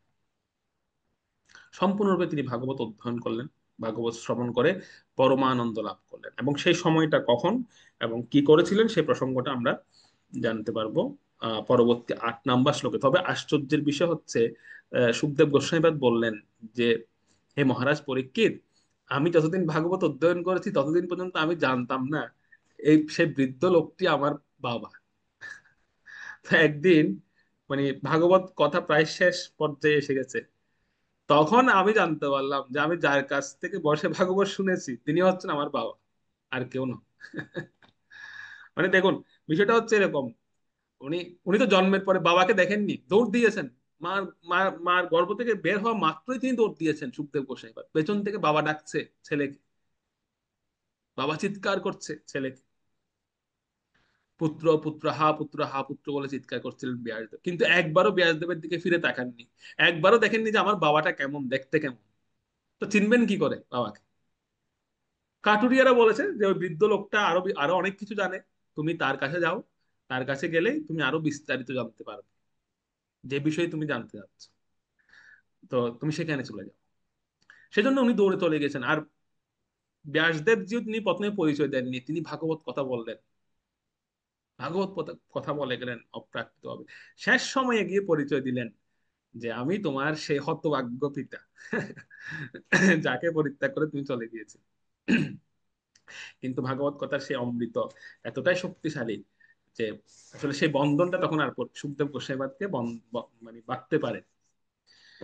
তো সেই প্রসঙ্গটা তিনি বলছেন যে সেই সময়টা কখন এবং তখন তিনি কি করেছিলেন, সেখানে গিয়ে 8 নম্বর শ্লোকে আমরা যাবো। 8 নম্বর শ্লোকটা পড়ুন। হরে কৃষ্ণ। শ্রীমদ্ ভাগবতম দ্বিতীয় স্কন্ধ প্রথম অধ্যায় শ্লোক নং 8। ইদম ভাগবতম নাম পুরাণম ব্রহ্ম সংহিতম অজিতবান দ্বাপরাদৌ পিতুদ্বৈপায়নাদঃ। অনুবাদ: শ্রীমদ্ ভাগবত নামক সমস্ত বৈদিক শাস্ত্রের নির্যাস স্বরূপ এই পুরাণ আমি দ্বাপর যুগের শেষে আমার পিতৃদেব শ্রীল কৃষ্ণদ্বৈপায়ন ব্যাসদেবের কাছে অধ্যয়ন করেছি। হরে কৃষ্ণ। এখানে ছিল সুখদেব গোস্বামী, তিনি নিজের ইতিহাসটা বললেন যে আমি আমার পিতা পিতার কাছ থেকে আমি এই শ্রীমদ্ ভাগবত অধ্যয়ন করেছি। এটা একই সঙ্গে নিজের ইতিহাসও বললেন, আবার একসঙ্গে উনার শিক্ষাগত যোগ্যতাটা কি সেটা বলে দিলেন, যে আমি কিন্তু ভক্তি শাস্ত্রী করে এসেছি। হ্যাঁ, আমি এমনি আসিনি, আমি ব্যাসদেবের কাছ থেকে ভক্তি শাস্ত্রী করেছি, আমার বাবার কাছ থেকে করেছি। তো আমি কিন্তু এমনি এমনি আসিনি। উনি নিজের একই সঙ্গে নিজের ইতিহাসটা বললেন, একই সঙ্গে নিজের শিক্ষাগত যোগ্যতা কি সেটাও বলে দিলেন। এবং এখানে একই সঙ্গে তিনি উনার পিতা ভগবান ব্যাসদেবের মাহাত্ম্য বলেন। সেজন্য আমরা ভাগবতমকে ভগবানের বাংময় বিগ্রহ বলি, বাংময় রূপ এটি। মানে শব্দ রূপে ভগবান এখানে 4 ভাগে কাজ করেছেন, 4টা ভাগে বিষ্ণু শ্রীমদ্ ভাগবতের 4 ভাগে কাজ করেছেন। প্রথমটা কি? প্রথমটা হচ্ছে বক্তা। বক্তা স্বয়ং বিষ্ণু। এখানে যিনি হচ্ছে ভাগবতের বক্তা তিনি কিন্তু স্বয়ং বিষ্ণু। তিনি হচ্ছেন কে? তিনি হচ্ছেন ভগবান ব্যাসদেব। ব্যাসায় বিষ্ণু রূপায়, ব্যাস রূপায় বিষ্ণু। ব্যাসদেব হচ্ছেন স্বয়ং ভগবান, স্বয়ং বিষ্ণু, তিনি ভগবানের অবতার। তাহলে যিনি বক্তা তিনিও কিন্তু বিষ্ণু। আর লেখককে, রাইটার, ভাগবতের রাইটার কে? ভাগবতের লেখক হচ্ছেন গণেশজি। গণেশও কিন্তু বিষ্ণু। আপনারা বলতে পারেন গণেশ কিভাবে বিষ্ণু হলো, গণপতি? তো ভগবানের একবার ভগবানের বাৎসল্য প্রেম এসেছিল মাতা পার্বতীকে দর্শন করে, যে আমি যদি কোনোদিন মাতা পার্বতীর সন্তান হয়ে জন্ম নিতে পারতাম, তাহলে মানে আমি কত বাৎসল্য প্রেম পেতাম। এবং এটা একইভাবে মাতা পার্বতীর মধ্যেও এসেছিল, যে যদি ভগবান বিষ্ণু কোনোদিন আমার পুত্র রূপে আসতো, আমার সন্তান রূপে আসতো, আমি তাকে কত আদর করতে পারতাম, কত বাৎসল্য প্রেম আমি তাকে দিতে পারতাম। এই উভয়ের মধ্যে যখন এরকম ভাব আসে, তখন ভগবান তিনি পার্বতী দেবীর ইচ্ছায় তিনি পার্বতী দেবীর স্বয়ং অঙ্গ থেকেই গণপতি রূপে তিনি আবির্ভূত হন। সেজন্য তিনি চতুর্ভুজ। গণপতি হচ্ছেন, গণেশ হচ্ছেন চতুর্ভুজ, মানে বিষ্ণুরই প্রতীক। তিনি স্বয়ং ভগবান বিষ্ণু, বিষ্ণুরই অবতার গণেশ। তো লেখক যিনি, তিনিও বিষ্ণু। বক্তা তো বিষ্ণু আছেনই, লেখকও বিষ্ণু। আর শ্রীমদ্ ভাগবত আহ যিনি যিনি বর্ণনা করেছেন, এবং যিনি শুনেছেন, অর্থাৎ অর্থাৎ ভাগবতের বিষয়বস্তুটা কি? বিষয়বস্তুটা হচ্ছে কিন্তু বিষ্ণু। মানে এটা এটা কাকে নিয়ে লেখা হয়েছে? ভগবান বিষ্ণুকে নিয়ে, ভগবান পরমেশ্বর ভগবানকে নিয়ে লেখা হয়েছে। তাহলে বিষয়বস্তুটাও কিন্তু বিষ্ণু। তাহলে তিনটা পেয়ে গেলাম আমরা, বক্তা, লেখক, বিষয়বস্তু, তিনটা কিন্তু বিষ্ণু। আর এটা প্রকট হয়েছে কাদের জন্য? এই জগতের জন্য। এই জগৎটাও কিন্তু বিষ্ণু। ব্রহ্মময়ম জগৎ, জগৎটা ব্রহ্মময়। তো এই জগৎটাই হচ্ছে ভগবান বিষ্ণুরই একটি অংশ। সেজন্য চার ভাগে কাজ করছে ভগবান বিষ্ণু এখানে: বক্তা, লেখক, বিষয়বস্তু এবং যাদের উদ্দেশ্যে প্রকট হয়েছে। চারটে স্থানে কিন্তু ভগবান বিষ্ণু কাজ কাজ করছেন। সেজন্য এটাকে ভগবানের বাংময় বিগ্রহ বা ভগবত বিগ্রহ বলা হয় শ্রীমদ্ ভাগবতকে। সেই প্রসঙ্গটা এখানে ছিল সুখদেব গোস্বামী, সেজন্য উনার ইতিহাসটা উনি বলছিলেন যে এটা আমার পিতা দাপর যুগের শেষে, কলিযুগের শুরুতে তিনি এই জ্ঞান দান করেছেন, এই এই প্রসঙ্গটা দিয়েছেন। দাপর যুগের শেষ মানে কি? মানে হচ্ছে গোড়া। আর কলিযুগের শুরু মানে হচ্ছে গাছের আগা। একটা তাৎপর্য সুন্দর একটা এরকম উপমা দেওয়া আছে, যে গাছের অগ্রভাগ যেরকম আম, মূল্যবান, আবার গাছের গোড়াটাও কিন্তু মূল্যবান। মানে দুটোকে কিন্তু গাছের মূল বোঝানো হয়। অগ্রভাগটাকে আমরা যারা নিচ থেকে গাছের উপরের দিকে তাকে আমরা মনে করি গাছের অগ্রভাগটা হচ্ছে গাছের মূল অংশ। আবার যারা প্রকৃত দৃষ্টি দেন গাছের প্রতি, তারা তারা জানেন যে গাছের গোড়াটাই হচ্ছে গাছের মূল অংশ। তো দুটোই দুটোই দুটোই একই বিষয়, দুটো কোনো অসুবিধা নেই। যারা উপরিভাগ দর্শন করে মনে করেন যে এটা গাছের মূল, সেটাও ঠিক আছে। আবার যারা গাছের গোড়া মানে বা শেকড় দেখে মনে করেন যে এটা গাছের মূল, সেটাও ঠিক আছে। তো সেই দুটোতেই কিন্তু ভাগবতের সৃষ্টি হচ্ছে কিন্তু ওই যুগ সন্ধিক্ষণে, দাপর যুগের শেষ এবং কলি যুগের শুরু। সেই সন্ধিক্ষণে কিন্তু ভাগবতের আগমন হয়েছে এই জগতে। অর্থাৎ সব ক্ষেত্রেই এই ভাগবতটা প্রয়োজন, এই শাস্ত্র অধ্যয়ন প্রয়োজন, এই শাস্ত্রের শ্রবণ করা প্রয়োজন। তাৎপর্য প্রভুপাদ লিখেছেন, তবে শ্রবণ করতে হবে কার কাছ থেকে? যাহ ভাগবত পর গিয়া ভাগবতের স্থানে। ভাগবতের কাছ থেকে ভাগবত অধ্যয়ন করা উচিত, যেটা ছিল সুখদেব গোস্বামীপাদ করেছেন। তিনি ওনার পিতা ভগবান ব্যাসদেবের কাছ থেকে উনি এই ভাগবত সম্পূর্ণ অধ্যয়ন করেছিলেন। তো সেই ভাগবতে প্রবেশের যোগ্যতাই হচ্ছে যে সেরকম শুদ্ধ মহাত্মা ভাগবতের কাছ থেকে এই ভাগবত শ্রবণ করা উচিত। তো মহারাজের পরীক্ষিত মহারাজের একটা গৌণ প্রশ্ন জাগে এটা শোনার পরে, যে মহারাজ পরীক্ষিত সুখদেব গোস্বামীপাদকে বলছিলেন যে হে প্রভু, আপনি কি তাহলে নির্গুণ ব্রহ্মের আরাধনা করেছিলেন? আপনি কি আপনি সাকার ব্রহ্ম সম্পর্কে তাহলে আপনি অতটা মানে আপনার ইন্টারেস্ট ছিল না, আপনি নির্গুণ ব্রহ্মেরই আরাধনা করলেন তাহলে? তো সেই নির্গুণ ব্রহ্মের আরাধনা কিভাবে ছেড়েছিলেন আপনি? কিভাবে আপনি সেই নির্গুণ ব্রহ্মের আরাধনা পরিত্যাগ করে আপনি এই ভাগবত ধর্মের আশ্রয় গ্রহণ করেছিলেন? সেরকম একটি গৌণ প্রশ্ন মহারাজ সুখদেব গোস্বামীপাদকে মহারাজ পরীক্ষিত করলেন, আর তার উত্তর প্রদান করবেন তিনি 9 নম্বর শ্লোক থেকে। পরবর্তীতে আমরা 9 নম্বর শ্লোক থেকে অধ্যয়ন করব। হরে কৃষ্ণ কৃষ্ণ কৃষ্ণ হরে হরে, হরে রাম রাম রাম। গ্রন্থরাজ শ্রীমদ্ ভাগবত মহাপুরাণ কি জয়। শিল प्रभुपाद की जय। शिल गुरु महाराज की जय। स्वामित्व की जय। गौर प्रेमानंद हरि।